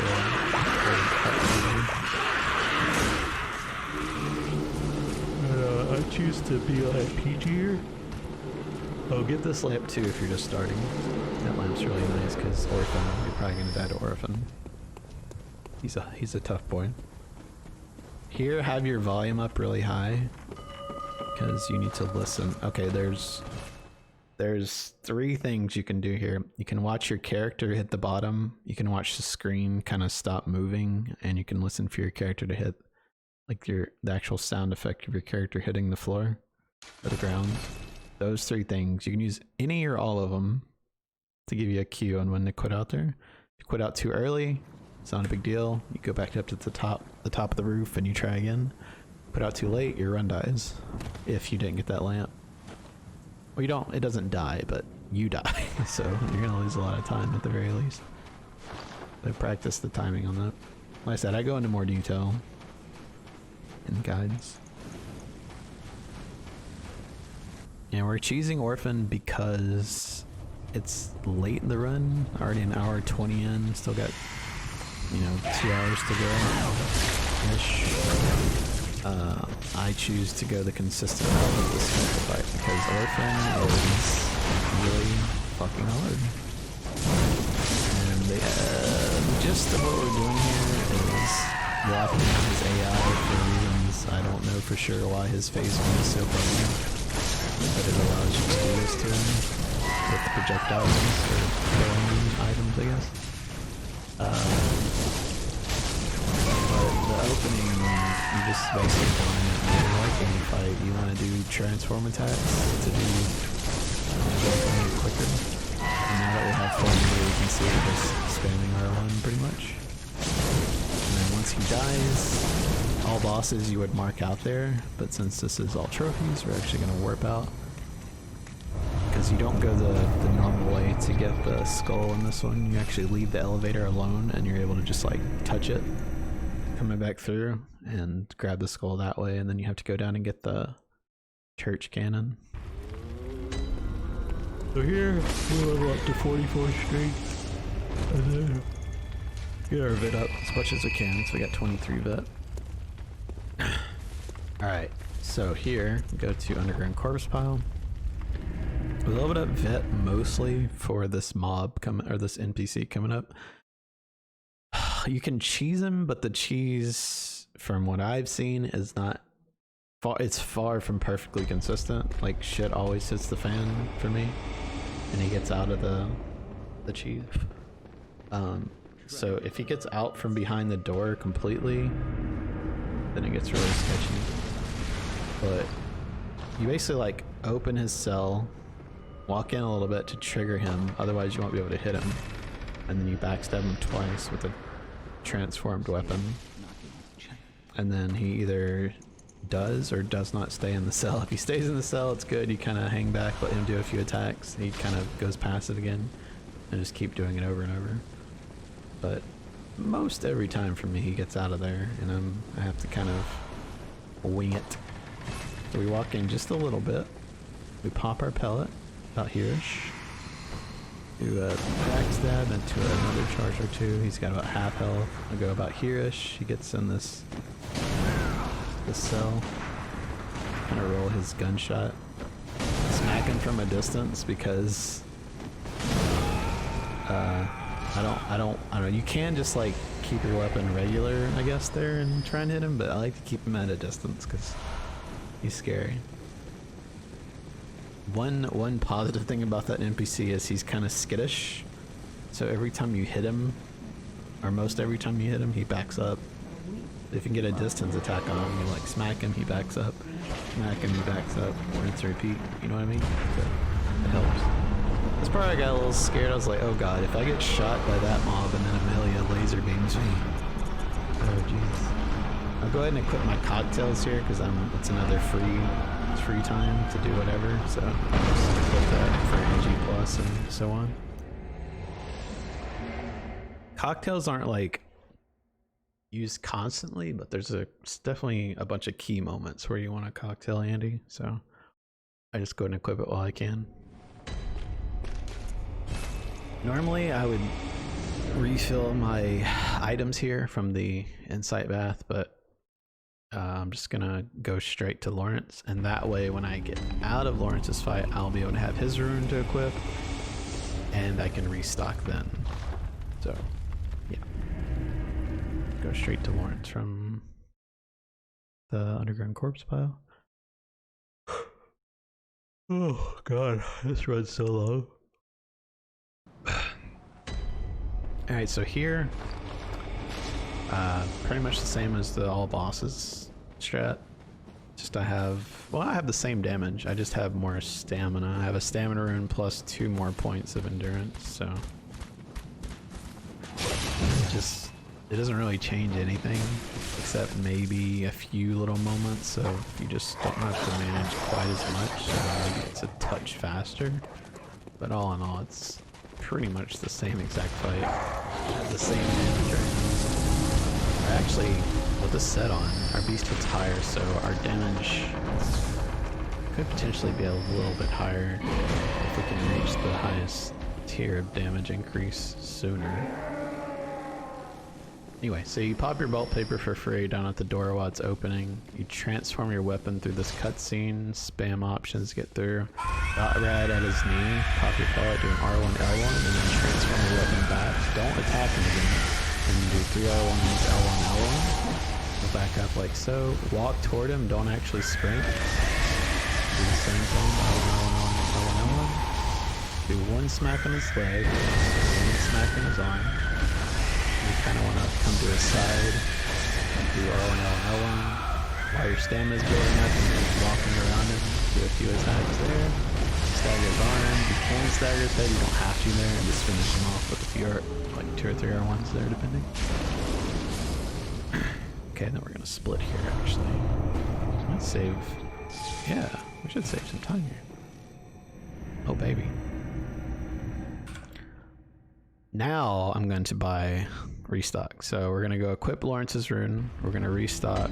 We're gonna buy vials. I buy way too many bullets here. I messed up. I should have bought. It doesn't matter really thinking about it. I thought I had the plus item rune here, by the way. That's why I'm derping right there. I don't get the plus item rune until NG plus.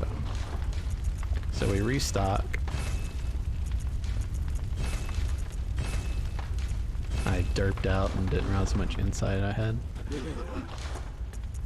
So I buy like a fuck ton of bullets because I didn't buy enough vials, but like I said, it doesn't really matter. We're just restocking what we can. At some point in this run, almost definitely, I would say yes, just buy some vials and some bullets at some point, because the pickups are just not really quite enough. I'm gonna be stressing otherwise. Can't remember how this fight went. I did do 1 combo and he already transformed, so that's good. Pretty good so far. I could talk about him for a while. He's a tricky boy to figure out.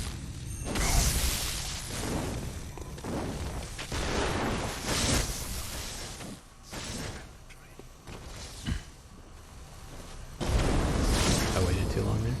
And I just take off my weapon, put it back on so I can refresh bolt. Our pellet should last here through the whole moon fight if it goes half decent. I can't quite remember how well it went.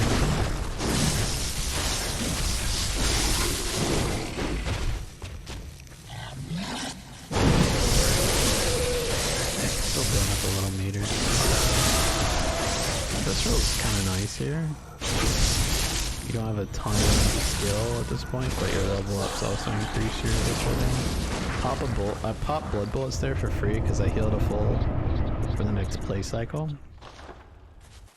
And the only reason we're losing time here really is those fights, Garamond and Moon, were actually pretty good there. The main reason I'm losing time though is because I shifted from from restocking before Lawrence and I moved it to after. That's why I lost most of that time there.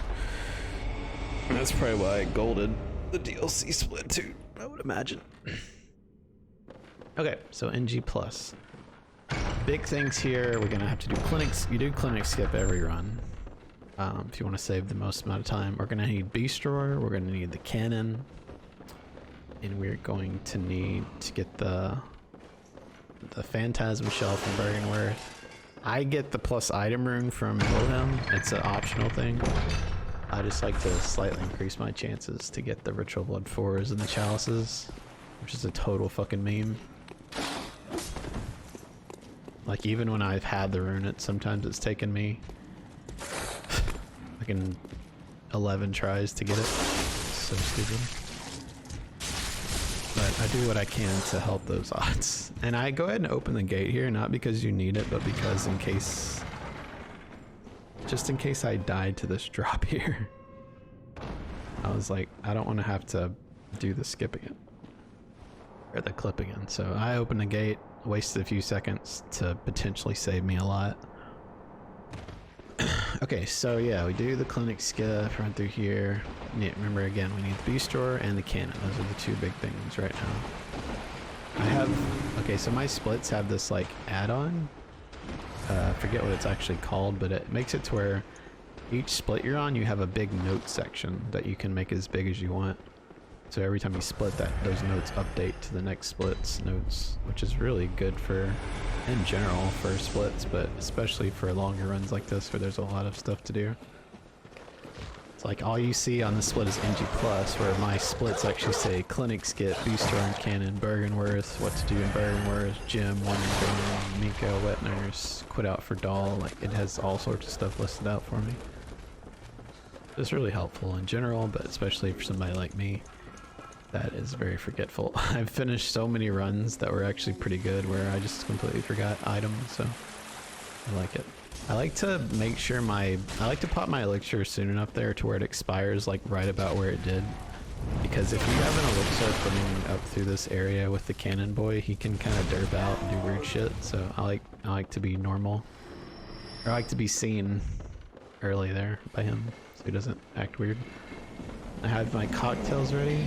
This is what I was saying, there's like a few moments in this run, not a whole lot, but a few moments where cocktails are really nice.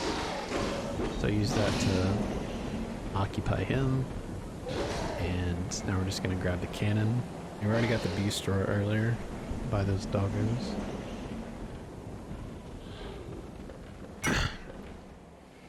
Alright, there's not much gonna be happening for a little while, it's just all a bunch of the same stuff from NG. I'll start talking again once we get past shadows though. This is, well actually, oh wait, I forgot, I do a slope quit out here. Yeah, so I practiced this for like an hour or two yesterday just to make more consistent. I'm not gonna talk through it, but yeah, I meant to mention that I normally don't do this in my runs because I'm a puss. I didn't feel like killing the run here. The reason is like, I feel like the quit out here is a lot smaller. Like the opportunity to quit out without dying is a lot smaller here than it is for like the fishing hamlet skip. So I don't know, I was just feeling confident in it because I practiced it so much yesterday. It's like, fuck it, we're doing it. But anyway, I'm not gonna talk for a second. There's not anything new coming up for a while. I'm just gonna wait till dark.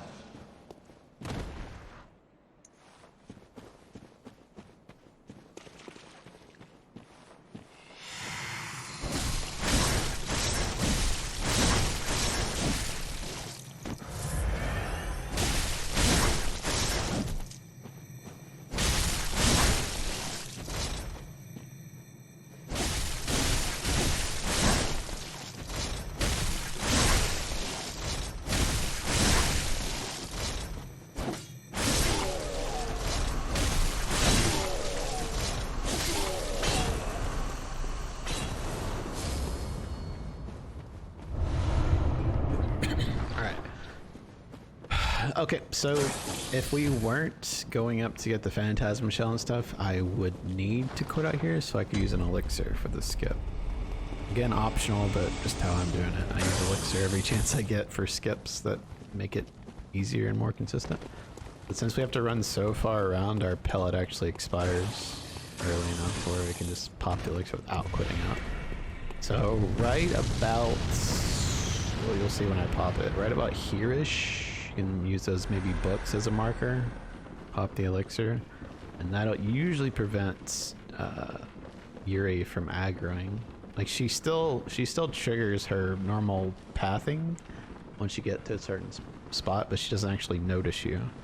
So you want to, there's a key there, but skip the key for now. You want to make use of this elixir.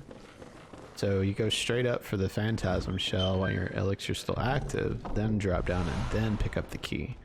And if you do this just right, it makes it to where, for some reason, like none of the mobs are really here anymore. Like they don't, I don't know, she's in a good spot and the bug boys are gone. And well, if they are here, you can quit out to reset them. But keep in mind, if you are doing a quit out for anything in this game, make sure you're not doing an animation that your hunter is physically a part of. Like, if you're physically pulling a lever or opening a door or something, you can't quit out. Your run will be rejected for that. So just be mindful. If you're gonna quit out, make sure your animations are done. If your hunter's not a part of it, it doesn't really matter for some reason. I don't know the reasoning behind all that. It just is what it is, I guess. But yeah, this is just what I understand it to be, and that's, I mean, I don't want my runs rejected for something silly. I've had trophy run rejected for that.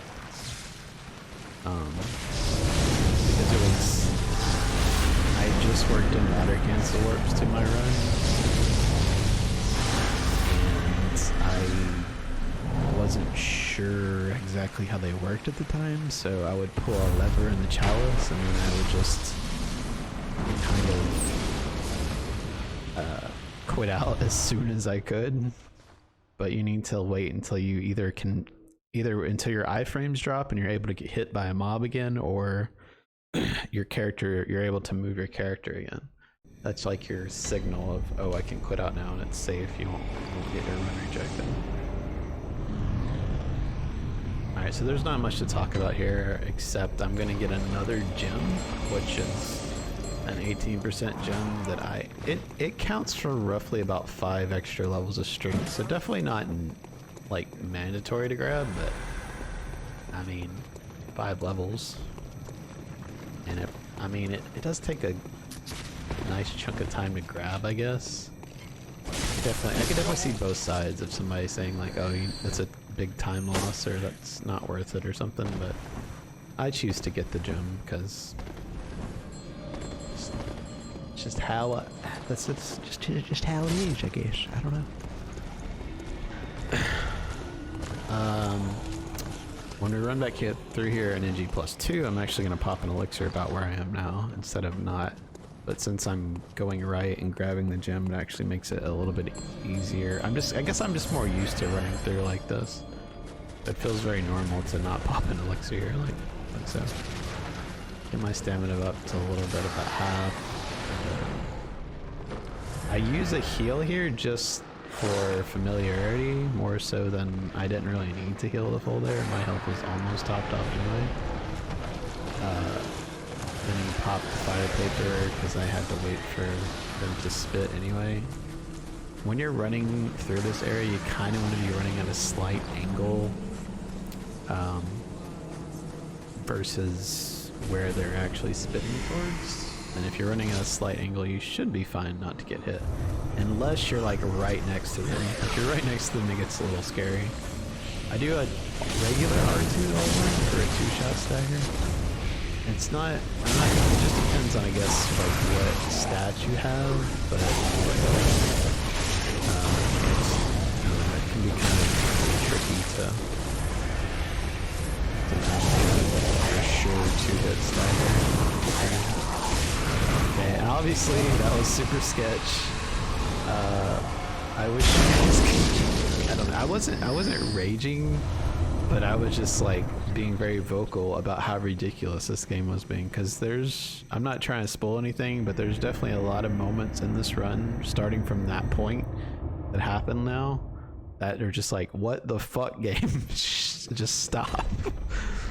It tries so hard to kill me so many times. But anyway, okay, since this is NG plus, we're gonna get more red jellies, and we also have to do this skip here in order to get the Augur of Ebritus or Ebritus.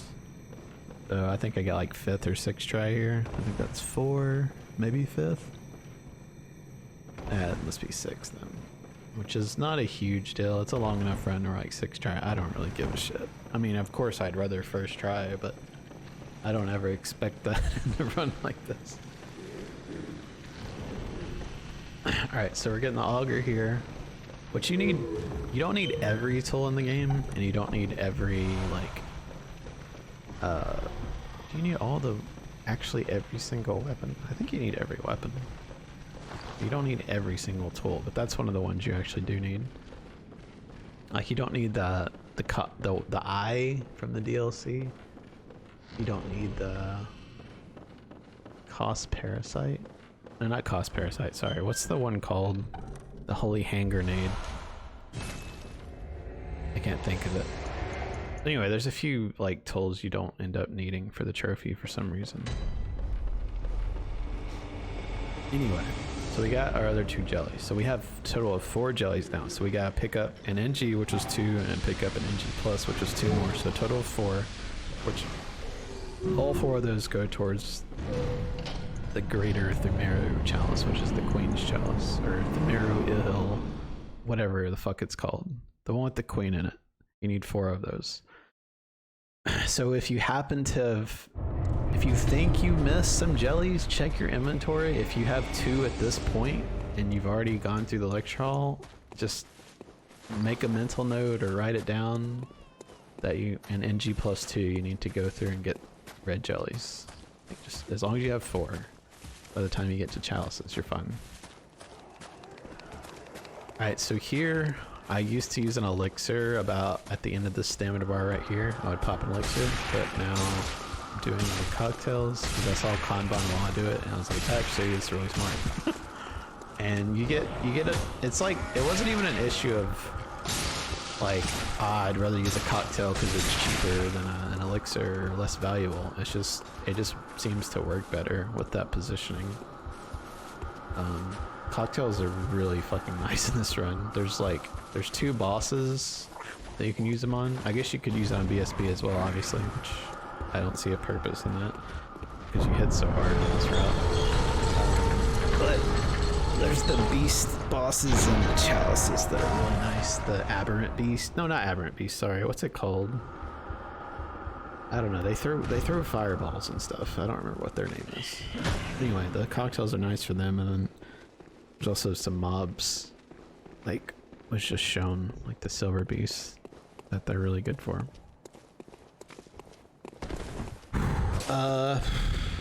Not really much to do here. This is all pretty normal for a bit. Just regular Miko, regular nurse. So I'm gonna give my voice a rest again. Check some Twitch.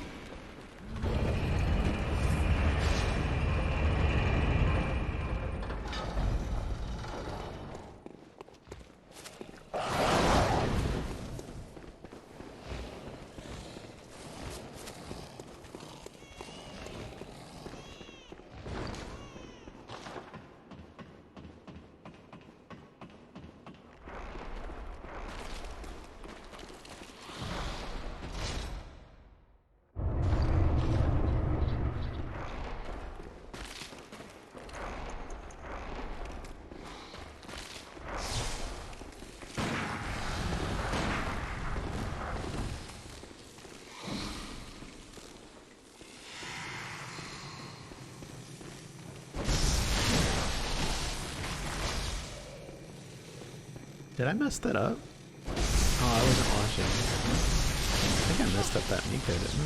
Oh, no, there was, I'm pretty sure there was one. I don't know if there's in this room. 255. I get distracted. I just stopped shooting or something.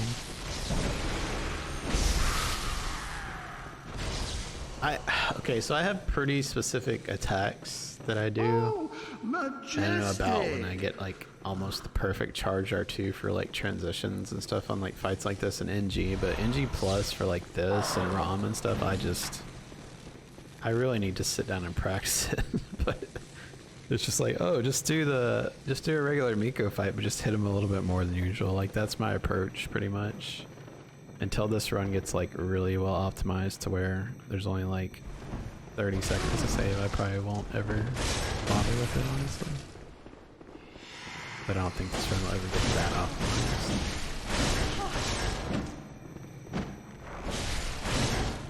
This part's pretty scary. I can't hear the game right now, but I think the puppet gets pretty close here. I'm not sure.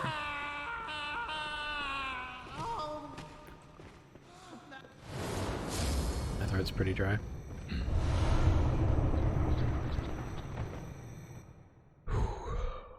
Yeah, you can see hopefully loses some time more in these splits than earlier. For a while it was like all time saves. Just had a really solid start. It's still good though. Still way ahead. And I had splits that I made for my 256 that were like had pauses for quitouts and stuff. That's my PB splits that I did on the video were without pauses at all. I wanted some to compare to, but with the routing changes I've done, I just said fuck it, and I made some splits with the 255 with pauses, and then I'm comparing just those. So that's why I have a lot of golds. Like pretty much any time save is a gold now. I erased all the best times for that reason. And I didn't like the different routing, just like threw everything off.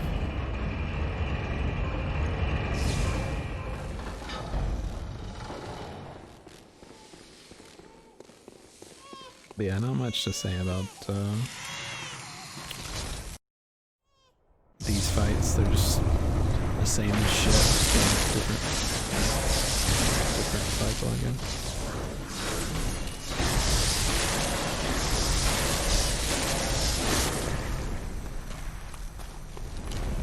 Getting those cross-map teleports.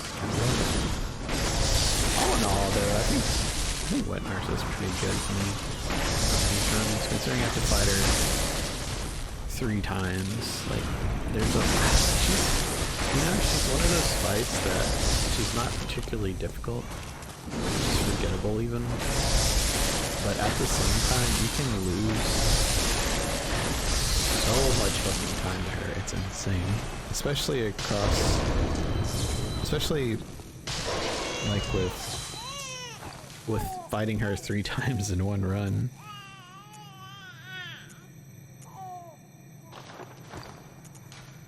Hell, even one fight in like an all bosses run, you could easily lose like 15-20 seconds if she just decides to be a dick. So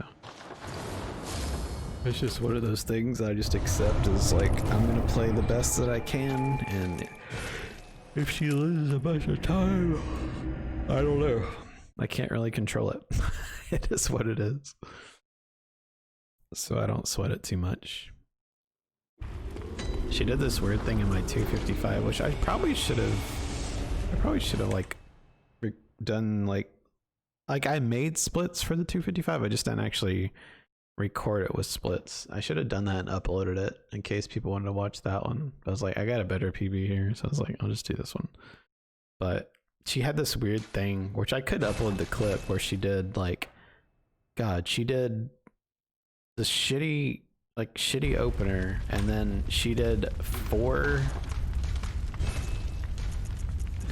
or 4 like backslashes in a row, where I just like stood right behind her and like barely even moved the whole time. It was so weird. So we have to quit out there. Okay, so the doll is not active, so I had to quit out while I still have insight. If I have 0 insight and I quit out and I come back in, she's still gonna be she's still not gonna be animated. So you have to quit out while you have insight, then come back in. She's active, then you can spend your insight on whatever you need, restocking and buying chalice materials. And then do the level up, since we just dropped like over 1 million echoes, I'm pretty sure.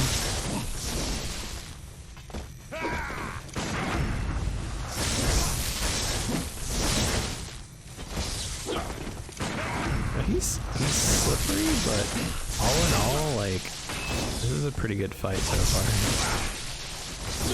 Like, yeah, it's actually a really good fight so far.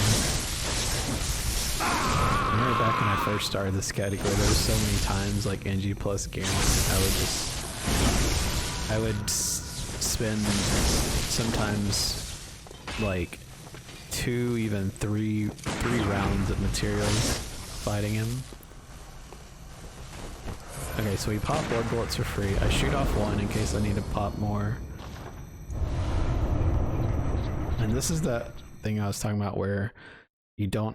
Okay, so you only actually pick up 7 bullet hunter marks. You buy 3, which is 10, and then you get 1 from Gehrman just then because you already have his badge.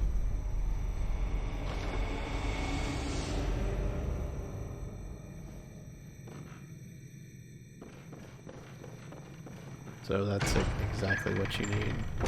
You could get a few less depending on ladder cancel warps and using hunter marks instead of bolt hunter marks at particular parts, but the way I have it routed, the 11 is just right. Alright, so last playthrough. We're gonna have to do a clinic skip again, and we also need to... There's a reason I tagged the... Okay. Here's what it is. If you do not touch the lamp, then the doors to the clinic, or not the clinic, the workshop don't open, and I need to access that to do some stuff. I think I need to put in a gem. I need to swap out a rune, and is that it? Oh, and then I'm also going to need to open for doing like Arcane Haze from the Arcane Haze extractor. Yeah, you 100% need the doors open for NG plus 2. If not for gem and runes, like you at least need it for the chalice stuff. Like you have to. So in order to have those doors unlocked, you have to touch, or you have to activate the Century Arnhem lamp at the very least. You don't have to warp yet, but you do have to touch it. So after this clinic skip here, we're actually gonna go up. I'm gonna kill the mob, if I may. I think I killed the mob here. I try to. You want to kill the mob here if you can, like without wasting a lot of time. So you tag this while the ladder's dropping. I just run over here and R1 L1 him, and I waste some time there, but I just want him out of the way. So what you're doing here is a ladder cancel warp, but you wanna warp back to the bottom of the ladder, not the top. So I don't actually get off of the ladder here. I stay on it, and then I activate the ladder cancel warp like such. I tag the lamp just so I open the doors later. I don't know why it works like that. That's how they have it programmed. And then we run straight to Eileen. All right, you notice I don't heal here. You might be like, hello? But you get to heal for free in just a small bit of time. So I just choose to run through here, do some stamina management, run past these guys, and go straight to Eileen. And basically while she's dying, I'm able to heal for free after her dialogue while I'm waiting to quit out for the ladder cancel warp, so. And it doesn't change anything. You're hitting so hard now that paper just doesn't really do much at this point. For this fight at least. I mean, for some bosses it's still gonna matter, but yeah. I don't even waste the time popping it here because it's like the same amount of hits anyway. So we bust these open, and I have a video on YouTube as well for this lineup. It's the same strat I've been doing for a while. I'll string you up like the filthy beast. And then yeah, you exhaust her dialogue, just spam X through it. Once she's done talking, then I just heal for free. Start spamming X for her drop and immediately quit out. I almost forgot to split there. Or not split, but pause the splits there.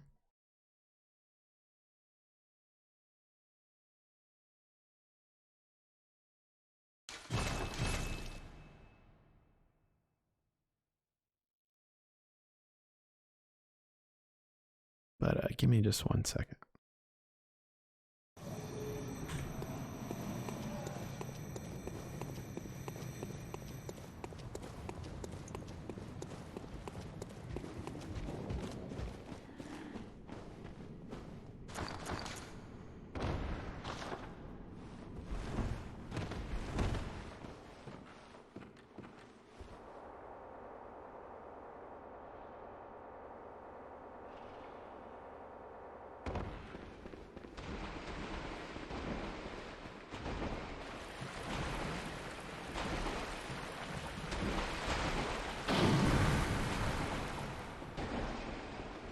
Okay, so I was thinking about something here. Back when I was running any percent when the clinic skip was first found, I discovered a way to do Poisonless Lake. And I was like, why don't I do that in this run? That would prevent me from... like, the vials aren't a big deal, it's just a matter of spending the time to use them. But I was like, I should definitely go for Poisonless Lake. I might work that into the run if I keep running this. Okay, so I popped the... I think I addressed this in NG+, but NG in here too, I like to pop the elixir early enough to where it expires right about here? Yeah, see? And that way it doesn't bug out this cannon boy. Like, you don't want the elixir running. But yeah, I think I already talked about that in NG+. There's not much to do here though. It's the only thing different in this playthrough versus the last one was killing Eileen, which you could do in NG+ if you wanted, or even NG if you're brave, and touching the lamp. Otherwise, you just like do the skip and go through everything. Oh yeah, we also do the slope quit out here again. Dude, I was big balls in this run. Jesus. I essentially get at that brown patch and run towards the little like dip in the rock there, by the way. I'm not going to go into detail, but that's kind of line up if you can see it, if you go back and watch that. But I should cover the slope quit out somewhere. I don't know. Maybe I don't. I don't think I have a guide for that skip.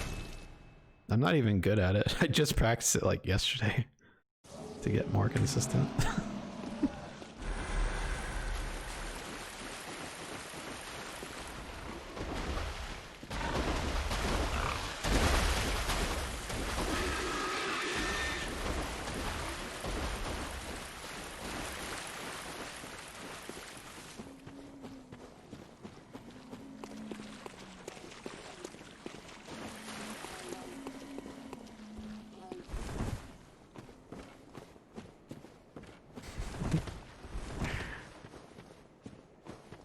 Let's see how this skip goes. All right, this skip was all in, like, I think I missed the setup like once or twice this run, but all in all, that was, this skips, or this freeze has been going really well in this run.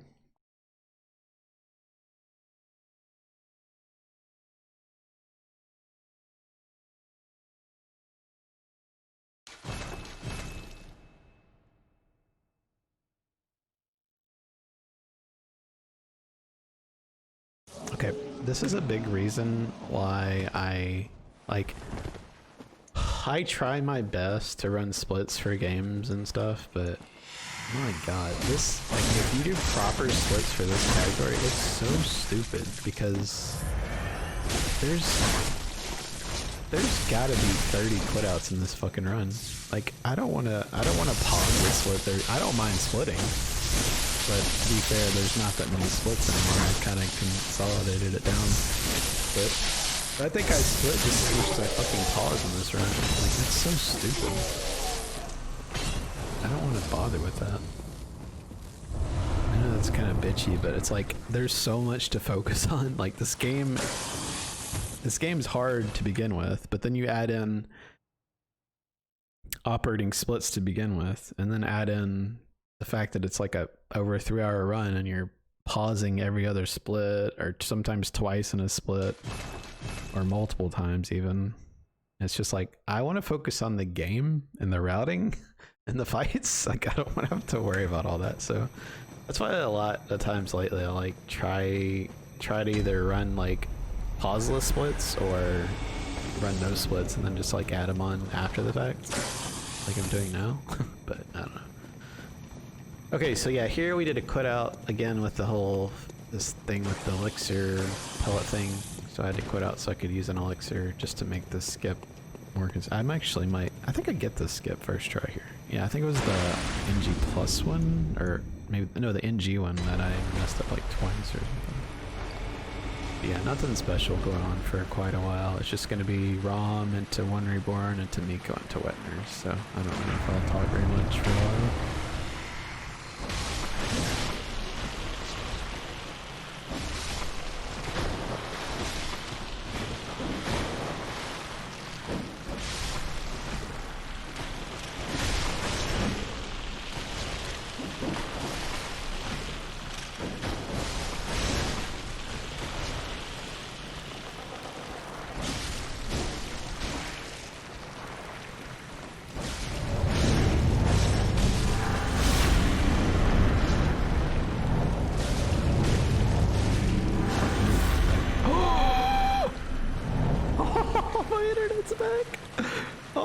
It just came back.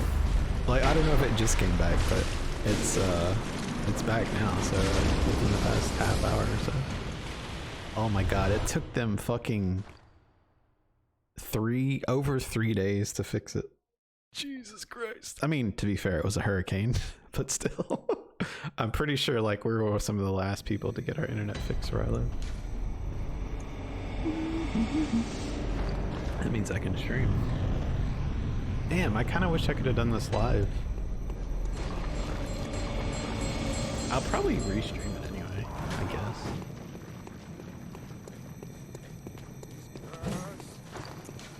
Nah, I'll just upload this with the commentary over it and then just stream something else. Probably I need to do I don't want to do Alien. Okay, anyway, focus and this isn't about streaming and Alien, this is about Bloodborne. Yeah, so my Yargle skips were pretty butt cheeks this run. Like, the Shadows freeze, good. All in all, really good. Yargle skip, no, pretty trash. But that's pretty much how it goes. Like, I lose so much time to skips in this game. So much time. It's disgusting. So you can see about where I popped the elixir there. I kind of use all of my stamina, let it build up just a little bit, and then I heal. And I start running again. And then about the end of my stamina bar. I think I popped fire paper here. No, I wait a little bit just to get away from that dude. And I pop fire paper about the carriage, probably. No? Okay, this isn't even me running anymore. I don't know what's going on. Anyway, forgot what I did here. I stole somebody's run, by the way. This is Kanbanwa. He had a really shitty run that I stole. And here I decide instead of the R2 L1, I do 2 R1. Just do R1 L1 stagger. But like the NG plus fight was so sketchy, but this one actually goes.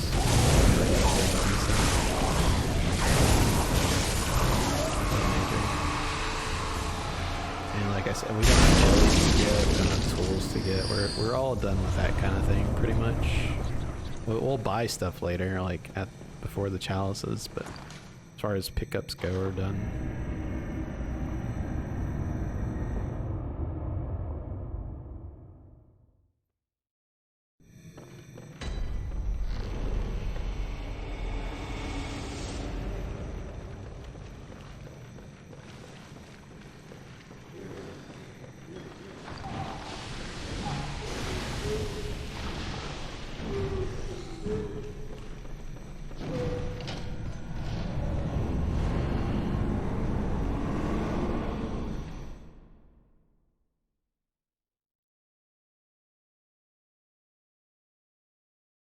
I didn't quit out, did I? I looked away. Okay, it was just a transition. I was like, fuck! I missed the split. Like, pausing them, but we're good. I think we've done it well. It's cool to see how far ahead we are at this point. Because like I said, when I was doing this run offline, I didn't have any clue. I felt like a good run, like it felt really nice, but I didn't know exactly how far ahead I was. Nice to actually see.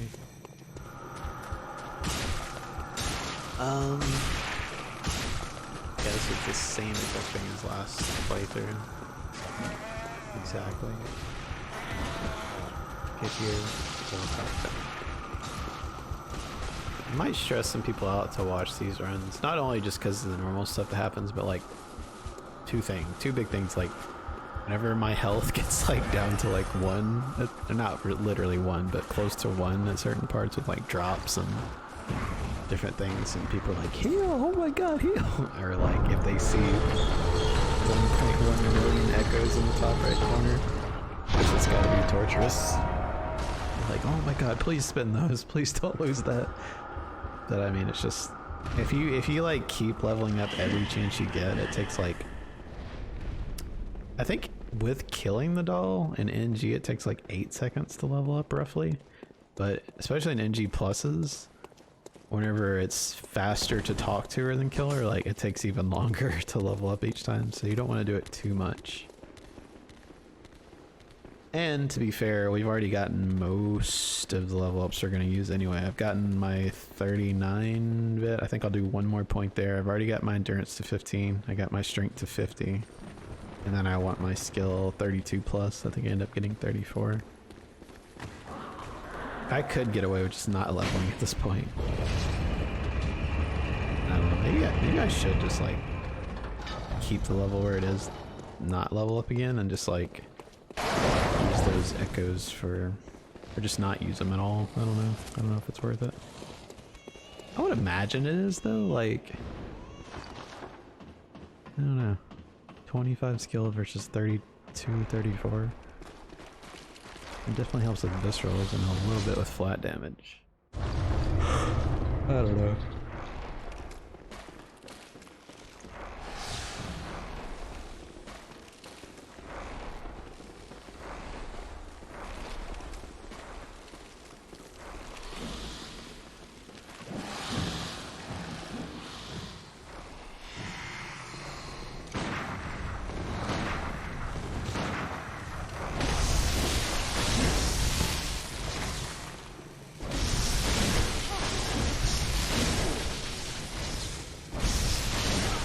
Typing in mebbeh all day. Gonna be so good to type on a keyboard. Oh my god.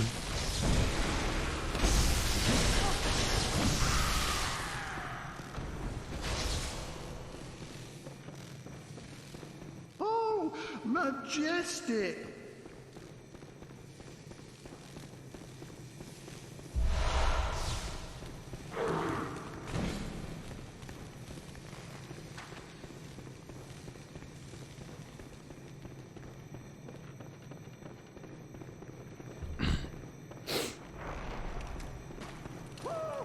My internet was still out tonight. Like when I went to bed, I was probably gonna just go into work tomorrow to work there, but I work remotely and I was like, I'll just take today and maybe they'll fix it by midday or something and I can work, but I really didn't expect it to be over 3 full days. It's like, Jesus, man. I got a little scared here. Like my Miko fights. This one, I know this one, well obviously for a fact was bad, and the NG plus one was not great. I think that was the Call Beyond one, and then I don't remember what NG was probably fine. NG usually goes well.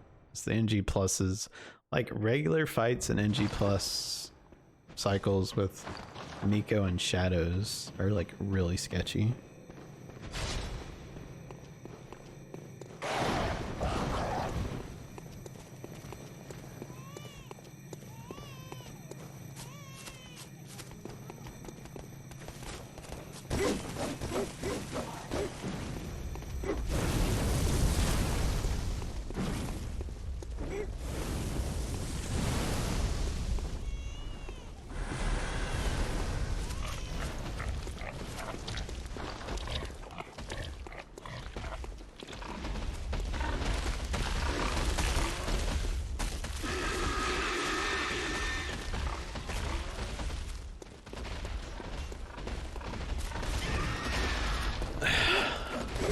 I'm half giving my voice a rest and also distracted.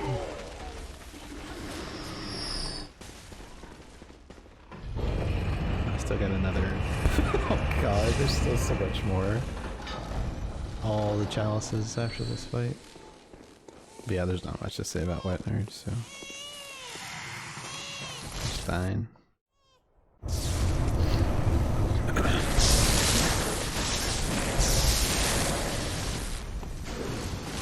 I have a lot to talk about the challenges.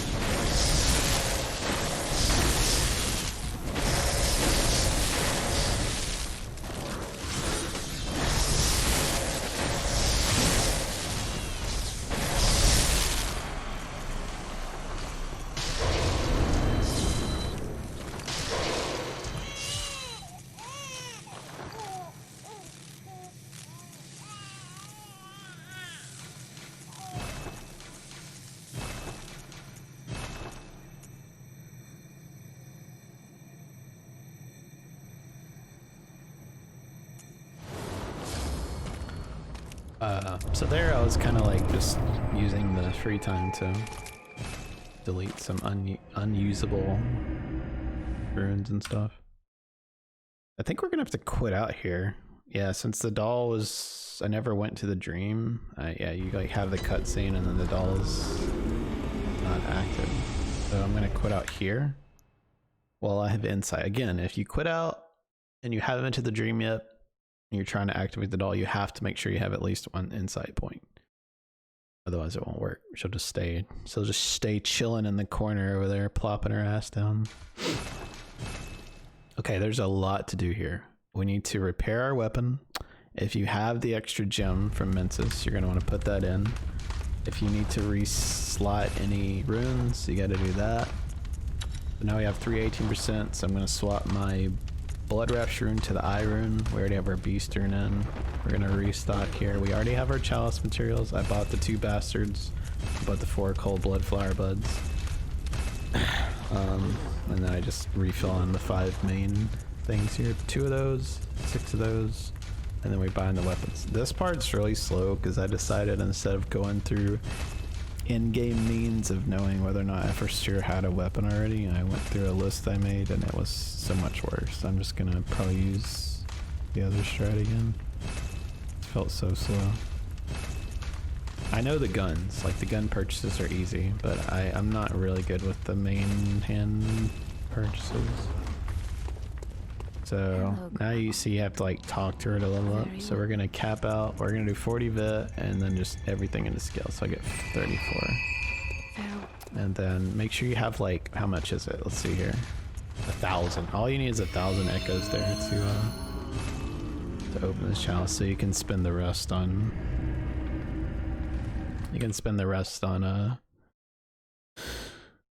vials or something if you feel like you're running low at that point. But definitely have like a set point in the run somewhere, whether it be at the very beginning when vials are cheap or somewhere in the middle where you buy a big chunk of vials and maybe some bullets, because you're just gonna need it. Like I don't see a way where you could just like only pick up stuff and have enough.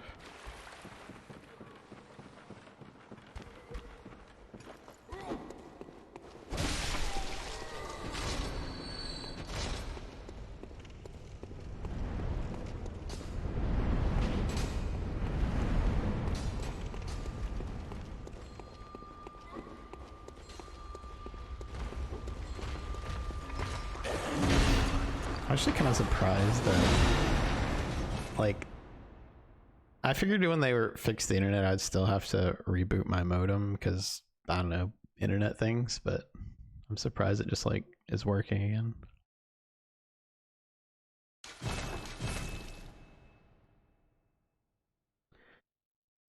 Yeah, here's, I should actually go through just for curiosity's sake and count how many on on average, even like there's gonna be some quit outs in this run that are consistent depending on your route, but just on average, how many quit outs I end up doing is it's so stupid.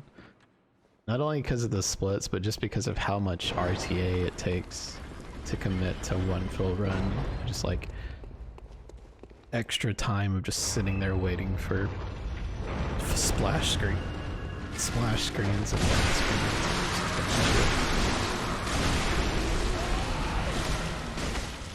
Okay, I think I'm gonna pop a pellet for that on that guy from now on.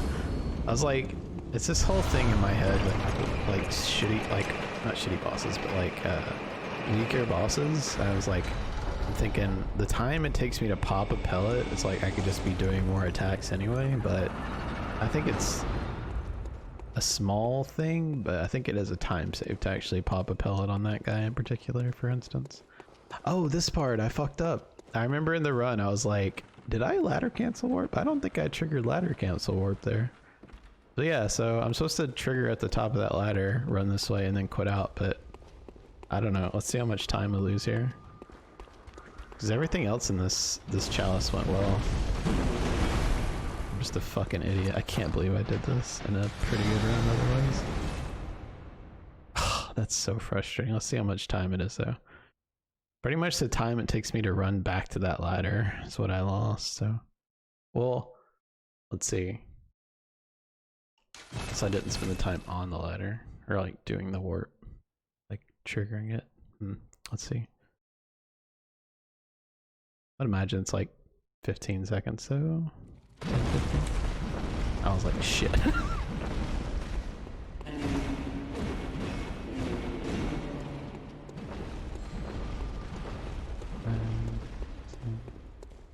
It's probably about 10-ish seconds. It's not that bad, actually. Yeah, okay, I feel a lot better about that. That's not much of a meme time loss. It's pretty nice. Well, so we'll probably lose like that time, roughly, from this split.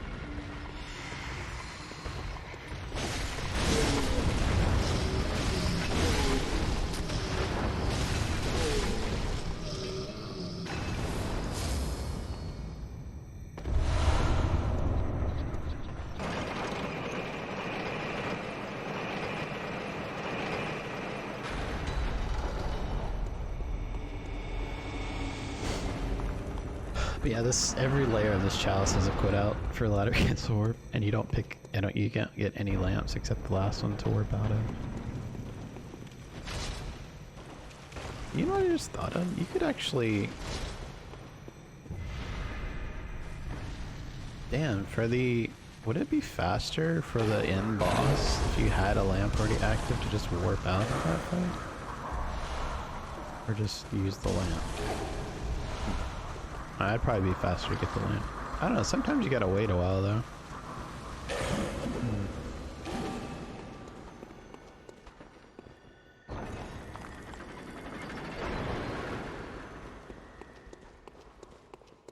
I don't know. Something to think about. There's a lot of little things like that I feel like be looked into. You see there, like I was saying earlier with the whole not getting animation cancels that your hunter's physically a part of, like you gotta make sure you're out of iframes or you can move your character, which I experienced both there. I could move again and I got smacked. I think I pee here. Yeah, I pee here.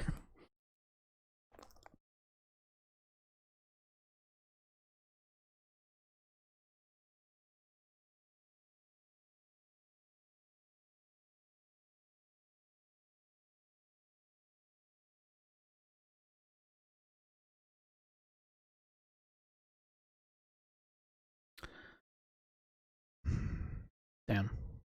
I guess I could go pee now too while I'm waiting. See, this is another thing. If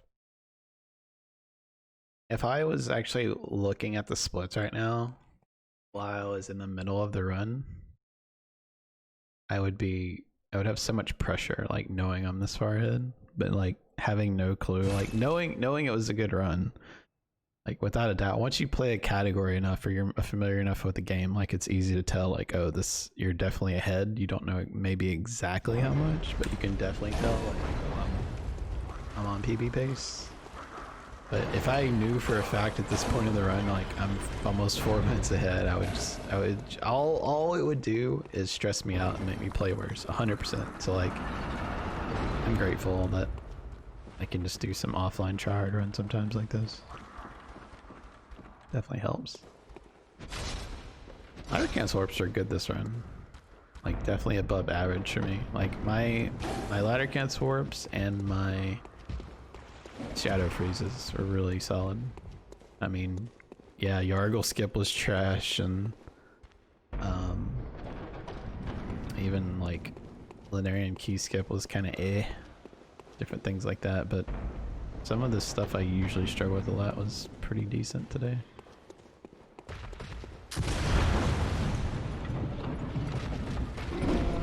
Another quit out. Quit outs for days. But I imagine we'll lose like 10-ish seconds on this split. I don't know for sure. It's gonna be a minute because I still have to kill... Oh, I just have to kill Watchdog? Oh yeah, we did kill Watchers already.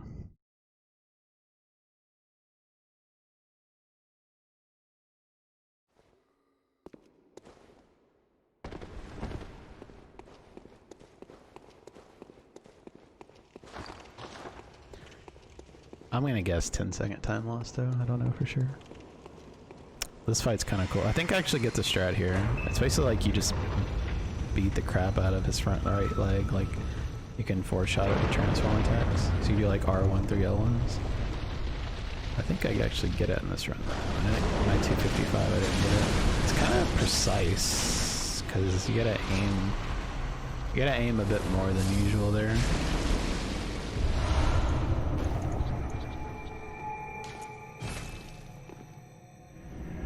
Wait, we didn't lose time, we actually saved time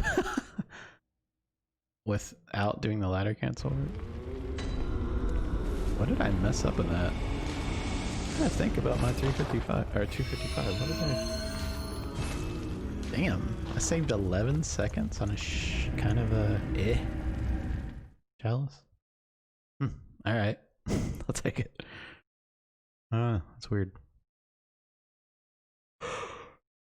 Alright, this chalice. Things don't kick off quite yet.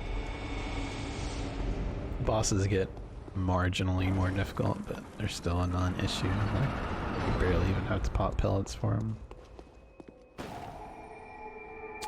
But here I used to have like really extensive notes to the point where like every chalice I'd have like a paragraph to like read through, but I consolidated it down to like really shorthands.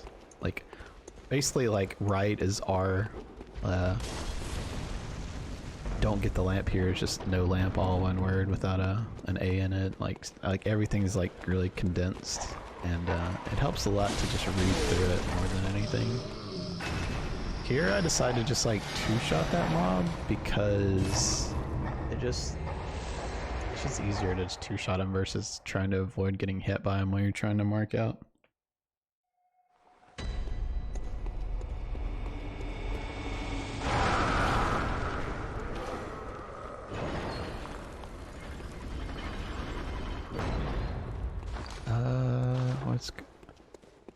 Oh yeah, this is the beast possessed soul.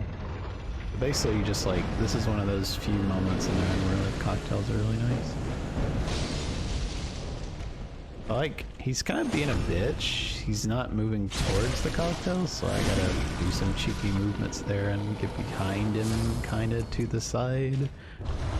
And then while I'm running, I just go ahead and take the cocktails off, because it's one of those things, it's like fall damage isn't an issue now anymore. So there's not really any drops, like extensive drops for the rest of the run. But it's more so just to get it off my bar to be able to menu a bit more cleanly, efficiently, I don't know.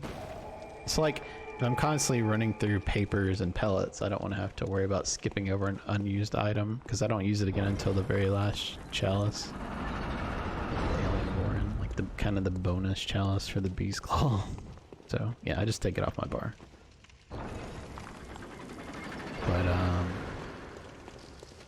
as far as like routing here, I think it's pretty much the same as the trophy guide routing. It should be. Like the chalices are basically the same. Nothing's really changed. Like there's been ladder cansorps added over the past couple years. Well, has it been a couple years? When did ladder cansorp come out? I don't remember. It's like March or April of 1 year. Maybe like 2 years ago, I guess. I don't know. But anyway, like it's pretty much the same pathing as far as like where you go in the pickup, so I don't think I really need to address any of that. If you want specifics, yeah, just look at a guide video for it, which I have, or maybe somebody else has another one as well. That's probably one of the most daunting things to learn when learning. Like if you're familiar with Bloodborne runs already, like you've done any percents in all bosses and you're like familiar with that part, it's definitely the more daunting part of learning this run. It's just the chalices and like knowing where to go, and also obviously there's some bosses in here that are like pretty much from Lower Thumerian onward. Like Lower Thumerian bosses, Defiled and Thumero Hill are like all pretty worth mentioning, I would say. Some of them are obviously harder than others, but for the most part, most of them are pretty scary. And I will never be as familiar with these bosses and the chalices as I am with main game. Like it's just, there's no way, because I've just done the main game so much at this point. Like I can get decent at them, but I'll never like master them, I guess.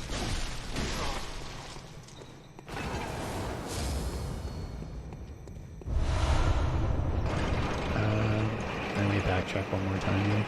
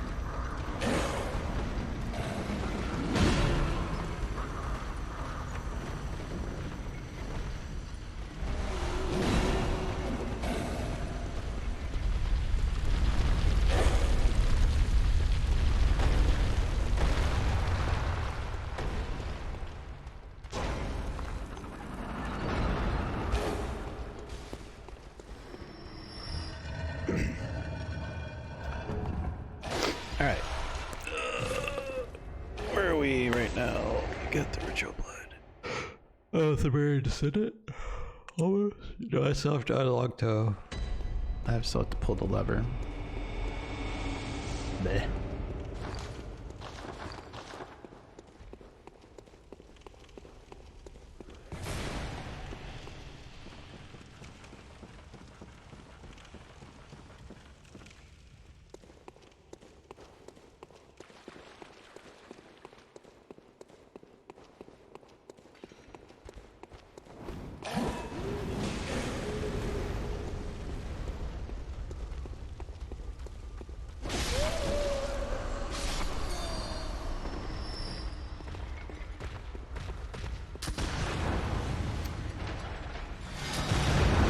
To talk more for the chalices, but the only thing that's really happening for these first two chalices, like there's multiple layers in each one, so we went through 3 layers for Thumerian Labyrinth, and now we're going through 3 for Central Thumerian, so we're on the last layer here in the last boss, but there's really not much to say.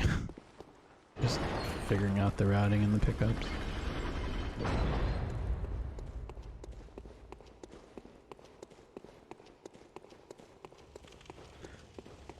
The Lower Thumerian, which is the next one, is where things really start to kick off.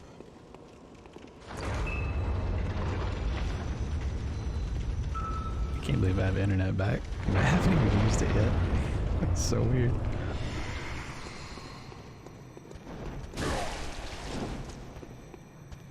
I try and like bait his well, I don't think I got it. Okay, there we go. That's the one. I know I tried in one of these bits right here. I swear I baited a parryable attack, so I could just visceral him and finish him off because he's a twat. I don't feel like dealing with him. I'm gonna save a little time here. It looks like. Wow. Are you kidding me?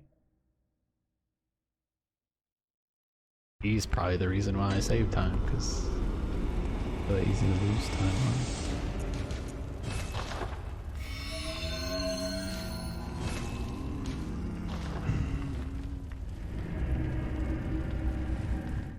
Alright, here we go. Lower Themerian. So, all the bosses pretty much are at least a little bit of an ordeal. So, something to keep in mind here is the reason I get the plus I, or the I rune, which is a plus item rune, which increases your chances, I guess, for valuable items to drop by a certain percentage. The reason I get it is for the Lower Themerian, which there's a lot of mobs in here. Specifically the fat boys. When you kill those guys in Lower Themerian, they have a decent chance to drop Ritual Blood 4.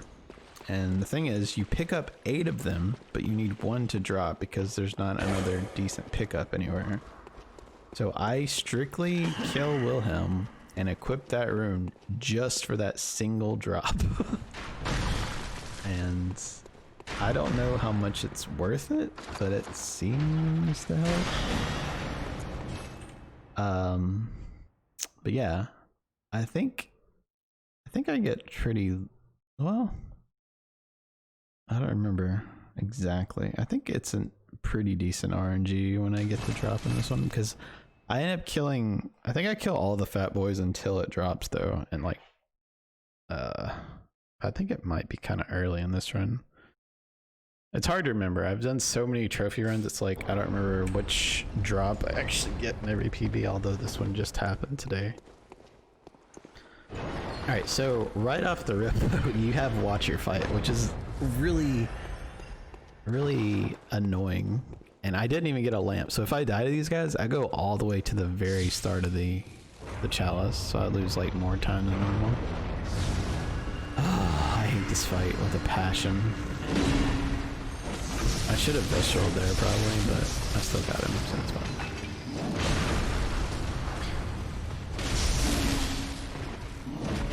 This is not pretty.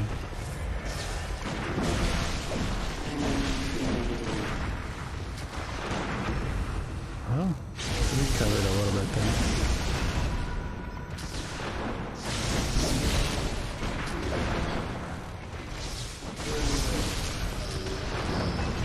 I try and like wait for him to shoot. That way I can do this. Like, it gives me a nice clean opener to get a juicy backstab combo in on him. I don't know how extensively I go into that fight in my tutorial, but the gist of it is like, okay, so Gunboy sits back and he shoots the whole time, whereas the other two alternate aggro.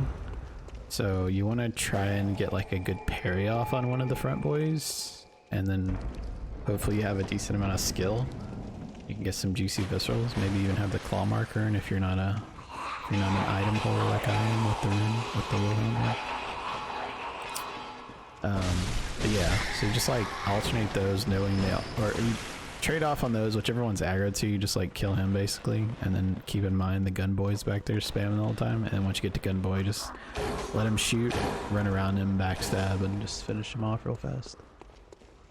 If you focus a lot on strength, it might be better to do backstab, charged R2, but if you do a lot of skill, oh, this goes so badly.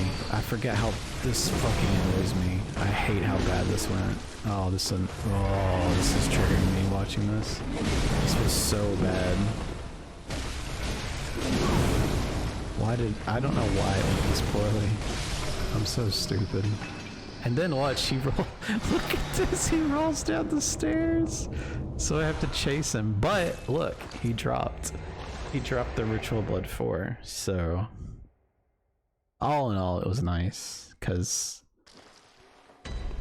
I deserve that. Kinda. Like, I played it poorly, but he was kind of being a dick at the same time. All in all, I was like, I deserve that Ritual Blood drop right there. Fuck that guy. And this is, okay, so we have the single Ritual Blood 4 drop we needed, but I kind of get just a little bit greedy. Not bad. Not a bad level of greed. I'm like, I'm gonna kill one more mob just to see, or I'm gonna kill one of these snatchers just to see if I can get another drop, which would save us even more time. And honestly, I think the perfect run, like a segmented run, you'd probably want a Ritual Blood 4 drop on 3 mobs in a row, and then you wouldn't have to go to some areas that take a while to go grab single pickups. But I didn't get too greedy there. I just killed one extra because we already got what we needed. I think I might kill one more fatty mob later though, just to try and attempt to save another 20 seconds or so probably. I couldn't remember how to quit out. It's like they had interrupted my menuing or something and it just made it really awkward, so that was really shitty. We're definitely losing time on Lower Themerian. We have to. It's so bad. So many bad things already. But I don't know. We'll see. It feels like we're gonna lose a bunch of time. Lots of memes. Actually, no, never mind. I think I had a death, and oh no, it's my 256 had a death to Undead Giant. No, I'm definitely losing time on this split.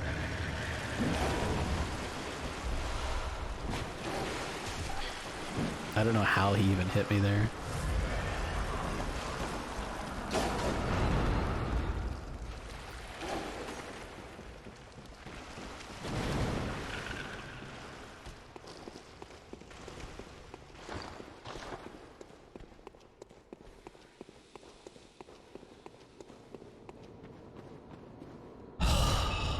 Spoiler alert, this fight is horrible. Look, I don't die, but I might as well have died. This is so bad. I could not get the stagger.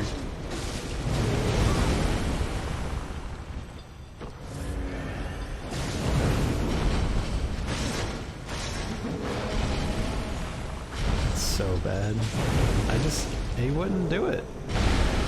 Fucking my stagger. Fall down, you twat.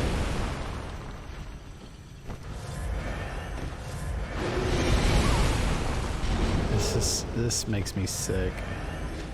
I just couldn't do it. Like, why would you not stagger, you fucking twat? I hate this. Like, I'm not even doing it right now and it pisses me off. Knowing I lost like so much time because the game was like, fuck you. I don't feel like I did anything different. I like punished the same side. And I blew up his little pus ball already, so what the fuck do they want from me?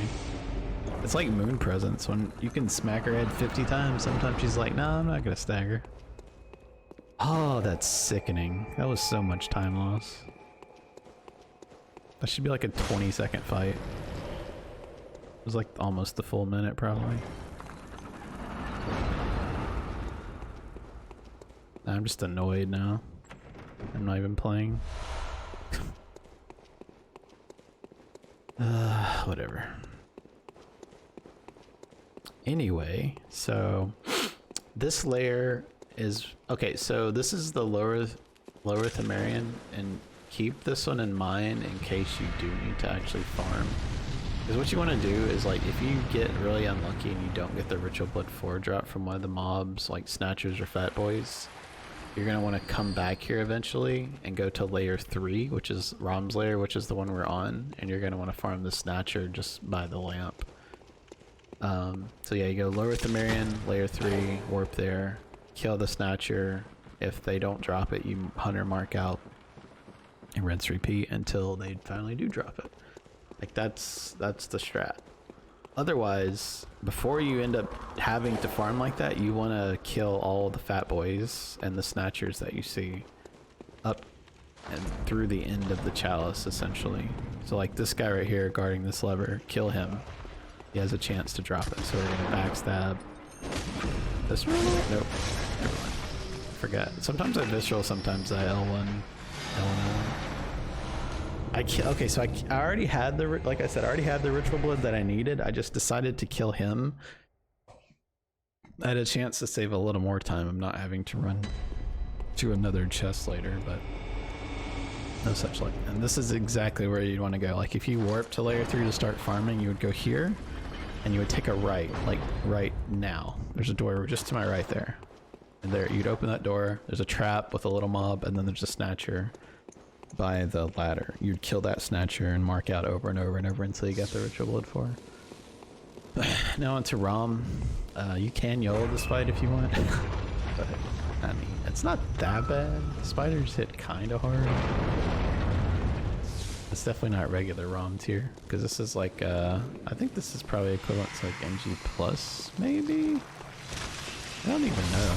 I don't know if this is equivalent to NG plus or NG at this point. I feel like the first two chalices are probably NG. I'm not sure about this one though.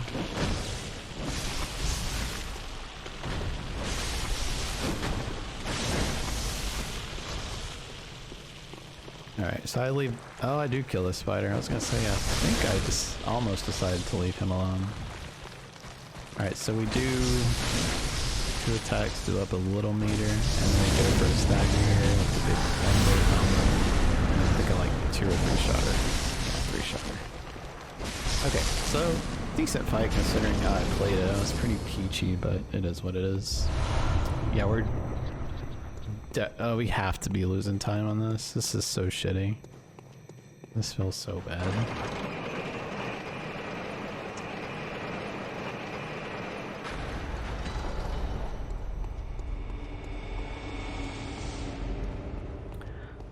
What's coming up now? Okay, so we have some bloods to get, lever to pull, and we have bloodletting beast. So bloodletting beast. This one is not that bad, especially compared to Headless Boy, but he still can be very annoying. But he's pretty squishy, which is like the only sort of positive to him, I guess. Like he's annoying, but you can kill him pretty fast. Alright, we gotta pause here. Okay. But here we're gonna run through, we're gonna get a buttload of Ritual Blood 4s here. I think we end up picking up 3, 4, 5. I think we get 5 here, because I'm pretty sure we have 4 on us right now. We need a total of 9. So yeah, there's like a chest with 3 and a chest with 1. And I think I killed the fat boy to try and get another one, because if you get that, then you don't have to run down and get the single Ritual Blood 4, which will probably save you like 20 or 30 seconds. There's definitely some gambles. I mean, there's gambles through this whole run, but this is a very easy to see one when it comes down to drop rates and stuff. I don't know what happened with the spider here. Usually he like falls on my head there. I guess he got stuck on a vase or a pod or something, I don't know.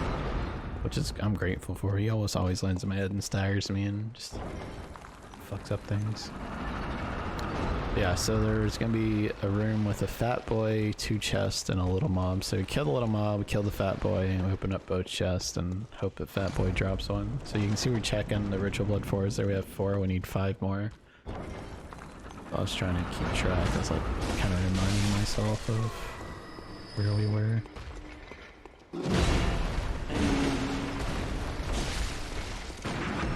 I thought I parried that too soon. He lives with a little bit of health here.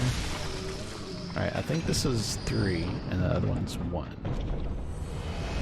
There's 3, so we're at 7 now. And then this one will be 8, so we need 1 more ritual blood for. So if that fat boy would have dropped one there, we could have just warped out here, but now we're gonna have to run through. Let's see how much time this would save. 4, 5, 6, 7, 9, 10, 12, 14, 18, 19, 20, 2, 3, 4. About 26 seconds. I'm not counting the mark out since you have to do that anyway. So yeah, solid 25-second time save if Fat Boy drops that there. That's huge. That is like a decent skip time right there. Like hell, look at when they're in. Oh no, look at, is it lecture hall skip is like a 15-second time save. Like that's almost double lecture hall skip time save. That's crazy.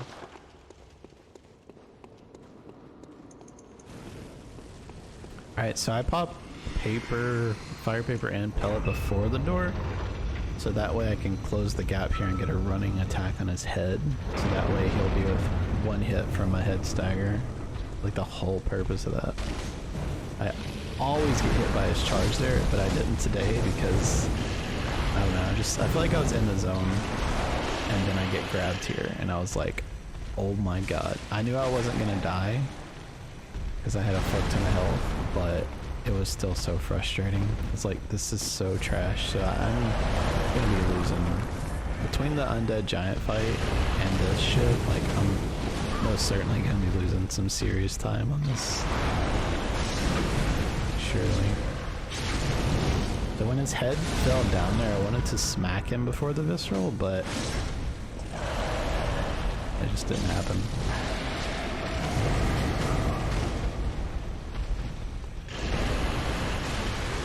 Paper ran out.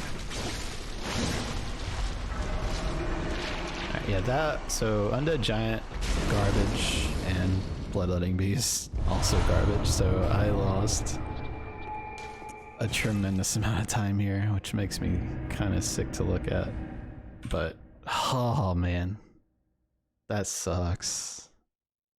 That sucks so bad. Knowing that could have been added to the BB. But you only need 50 Arcane Haze, but it's, you just buy all you can pretty much. Is it like, you don't need those yellow bones or whatever the fuck they were called. Yellow backbones, so just buy them, just change them all. It's fine. That'll happen again in a minute too. After the Meru Ilhil Chalice, when you buy Ritual Blood Forwards, you only need 9, but you can buy 10 because that's all you can afford, and then you'll have enough echoes to unlock Ailing Lorn anyway, so it's just faster to press down 1 and buy them all, rather than down 1 or down twice to get 9 instead. It's like, whatever. Alright, so defiled, yep. Lower was already kicking it off a little bit. This is where shit really starts to hit the fan. Okay, there's a big balls peach strat I'm about to do, which is end a stamina bar, blood bullets, and I don't do anything, and then I go over here to the lever, and I pull it, and I go behind the lever, and I mark out. The reason I pop blood bullets is because, not to like, because I'm low on bullets, it's just because you can only carry 20 at a time, and this fight coming up, sometimes it just happens that you just spend all day parry fishing, so I wanted those 5 extra bullets already done, and so if I do it in the fight, I pop blood bullets, I'll have to heal, and then I'll pop paper, and then I'll do pellet. If I pop bullets before and I mark out, which I already have to mark out, it goes full. It's like a big balls peach strat, I like to call it. Now we're parry fishing, so you basically parry fish into a visceral, and then you want to do, I do 3 R1s, and then I backstep, and then parry fish, visceral. And depending on how how close he is to a wall or column, I may or may not visceral. Just something to like keep in mind.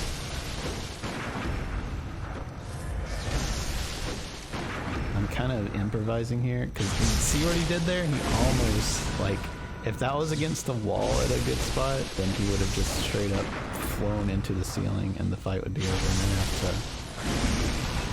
I'd have to quit out and start over. But since he was at a column, it's not as prone to happen. It just kind of glitches out a little bit. I can still usually knock him out of it. But that was fortunate. All in all, half decent fight. Might have lost a little time on him or her. I don't know if that's a boy or girl. Who cares? 2020. And every chalice from this point on, you get lamps. Like there's no, I don't think there's any ladder cancel orbs anymore. You could do them with stacked ladder cancel orbs, but I haven't learned that yet. Alright, so this part, there's a big group of mobs that path around that section that we just left, and you have to watch out for them. If they are coming into your path, then you probably want to quit out for them or find a way around them, because there's a buttload of them and they will fuck you up. And we're gonna try and hunter mark. I think we actually get it. Yeah, I just go behind the whoever and just casually mark out in front of their face, because that's just how we roll. I'm so surprised that worked. It's actually a good time save. I think you actually lose, like, if you mark out versus dying, like if you died instantly or marked out instantly, I think you lose like 8 seconds if you die. It's a lot of time. I think. I don't know. It's a lot. It might not be 8 though. Alright, so pop everything before the door. This is one of the hardest fights. It's consistent-ish, but not. The end of it. If you perform well, the end of it's the moving really. All these first stackers are perfectly consistent.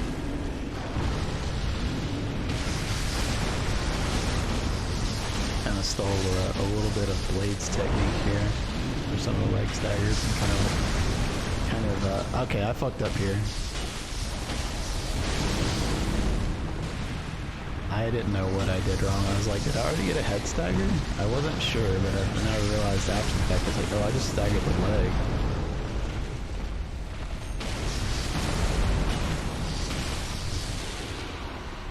Okay, all in all, not too bad time-wise, but definitely sketchy and far from, or not perfect. Like, I definitely lost some time there, but it's fine. Didn't die. Feels good. If that fight goes really shitty, you could actually just pop your elixir on the elevator for free, I guess, but I just pop it here since, because, like, yeah, the pellet was still going for that fight, so I couldn't pop it on the elevator for free. Look at these dogs. You know, I thought I was gonna get blocked there. It's like, god damn it. This game, I feel like it was trying a little extra hard at certain moments. Like, things like that undead giant fight, like, what was that? Or there was some mobs at one of the levers that like beat the crap on it. It might have been the other PB I had. Alright, defiled Amy. You could lose like a minute or two on this fight like it's nothing. I think this fight was decent. I don't think I popped a second round of paper pellet, but I don't remember 100%. I think it was a pretty decent fight. Definitely far from perfect, but I think it was a little over a minute. Or right around a minute.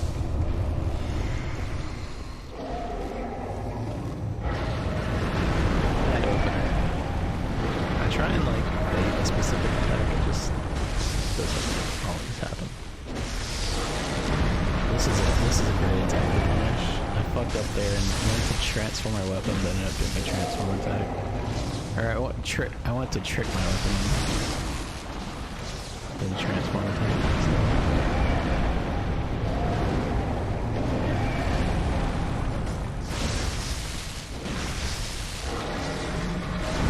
this attack there, if you go in too early, she's gonna do a follow-up.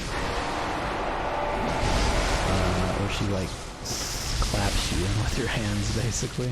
You gotta be careful, you don't want to run too early on that specific attack. A lot of these other ones though, it's fine.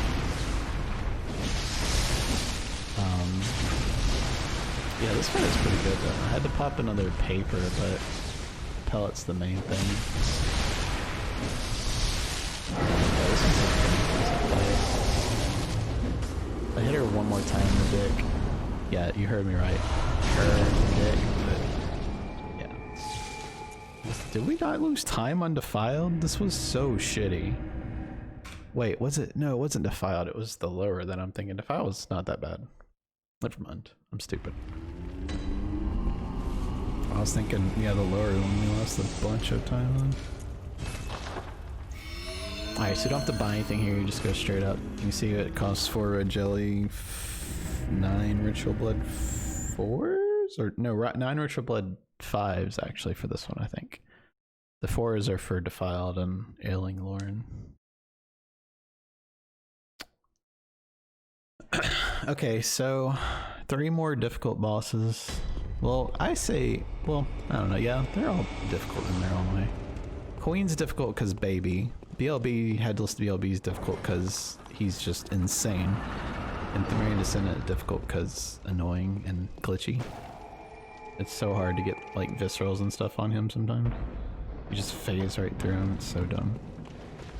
But we don't have to pick up anything for this chalice. It's just levers and bosses.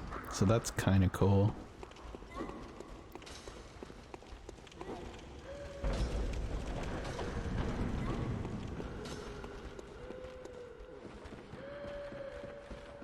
trying to remember this part. Oh yeah, this is, look at this shit. Watch this shit. Speaking of the game tryharding me, look at this crap. I was like, what the fuck, get off me!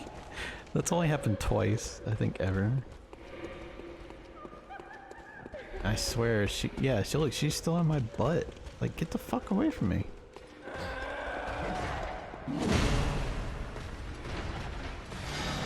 I don't have my volume on. Like, I can't hear the game, but she might have still been on my ass there. I'm not 100%. There she was. Yep, never mind. Like, game, calm the fuck down. Like, that's all. I was actually getting pretty annoyed at this point. It's like, please, God. I'm trying hard here.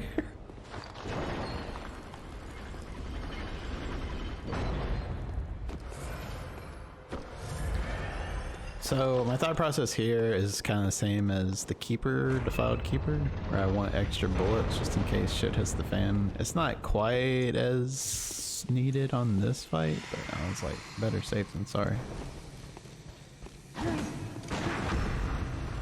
But yeah, kind of baits and parries and then visceraling. You gotta be very careful with the viscerals.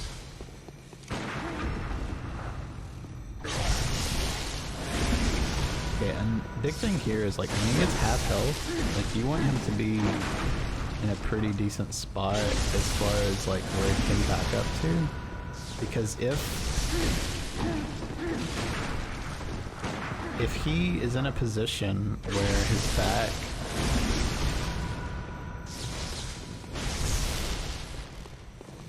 if his back is up against the wall or a pillar or something, like he tried to do there, like it's really hard to get a backstab.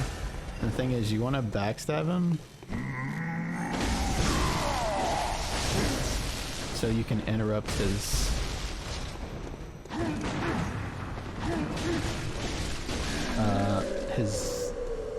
split scythe weapon or whatever.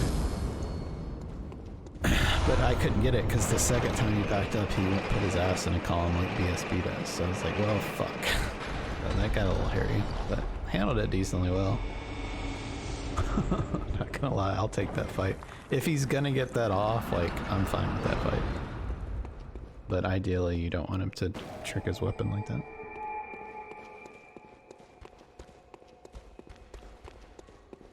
Oh, this run is way too fucking long.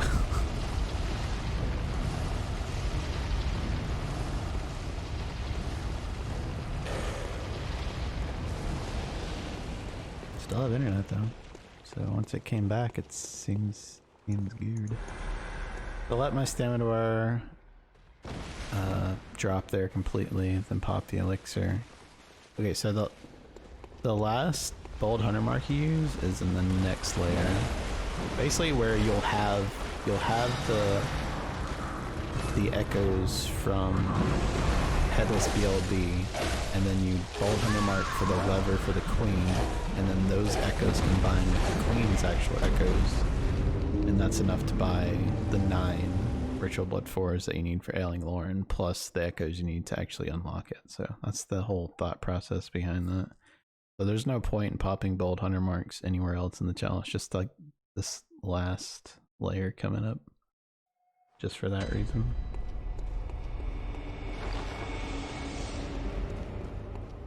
But yeah, this is Headless Bloodletting Beast. Fun fight. He actually can be kind of satisfying, but all in all, he's really stupid. I think he's poorly designed.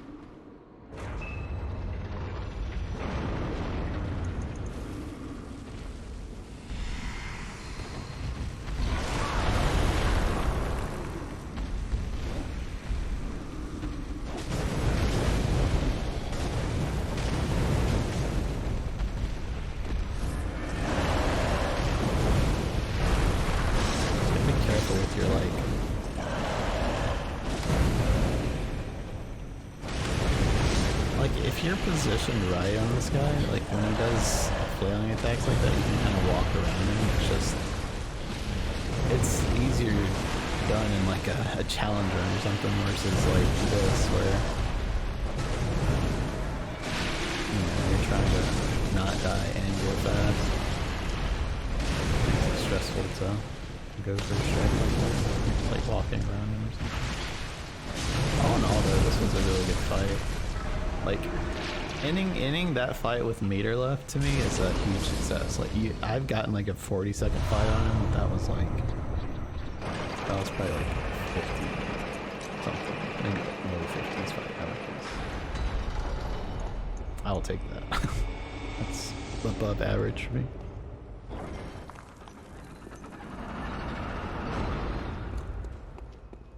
So this is the part I was talking about. So we have the echoes from Headless Bloodletting Beast, and then we want to combine those with the queens. So this is the one time we bold hunter mark in the chalices. It's the 11th bold hunter mark that's used, I think. It seems like there's more used, but I swear I've counted them.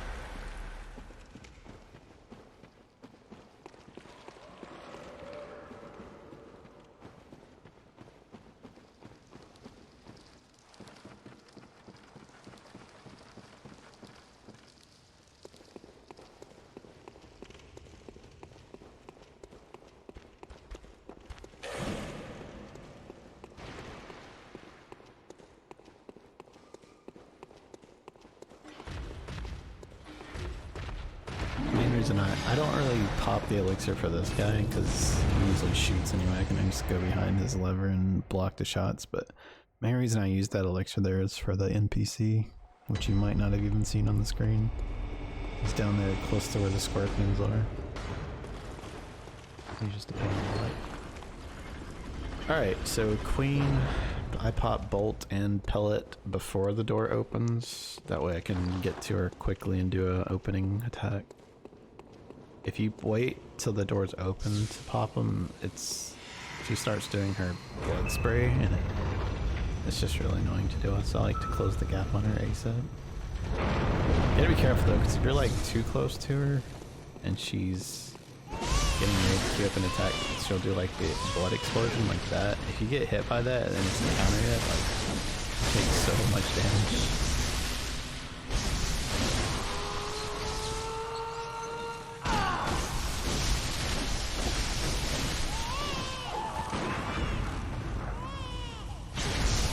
I like the baby was pretty good to me.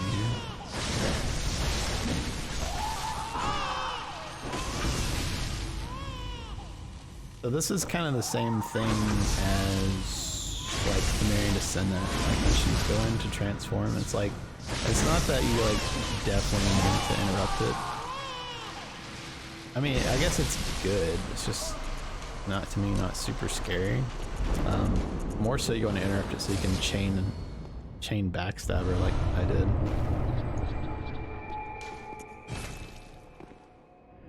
Oh, it's really nice. Yeah, that was a pretty solid chalice. Alright, so yeah, you can just press down whenever you get to the Ritual Blood Forest here. Just buy everything that you can afford. And you'll still have enough echoes to open the Ailing Lorn. Alright, so once the queen dies, it's pretty much like you feel like the run's over for the most part. Like there's one more boss coming up that's can be annoying, but there's not really, I feel like there's not much you can really do about it, honestly. It's just if he wants to troll you, he trolls you kind of thing.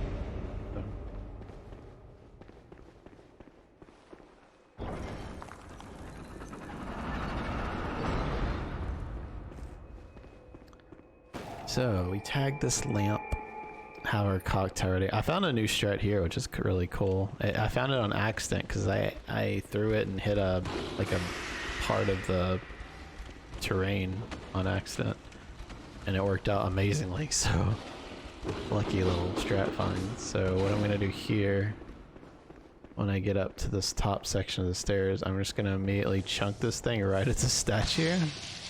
Watch this. This is so good. He just hauls ass away from us completely. And then I go behind this lever and I mark out. Easy. Easy game. And now the last boss, which like I said, he's not too bad. It's just, you can definitely lose time though. He decides to be a dick. But you basically just, I don't even know if you need fire paper really. You probably don't need fire paper. I would just say pellet and then throw cocktails in the corner. But I use fire paper just cause. Papers just really aren't that necessary most of the time. Especially when you hit as hard as you do at this point in the run. I choose to go to the back and he definitely trolls. See, he won't even go to it, like, it's so stupid. You know what, yeah, this fight actually lost us quite a bit of time. I think between this fight and Lower Themerian, I could have PB'd by another, like, minute or so, or more.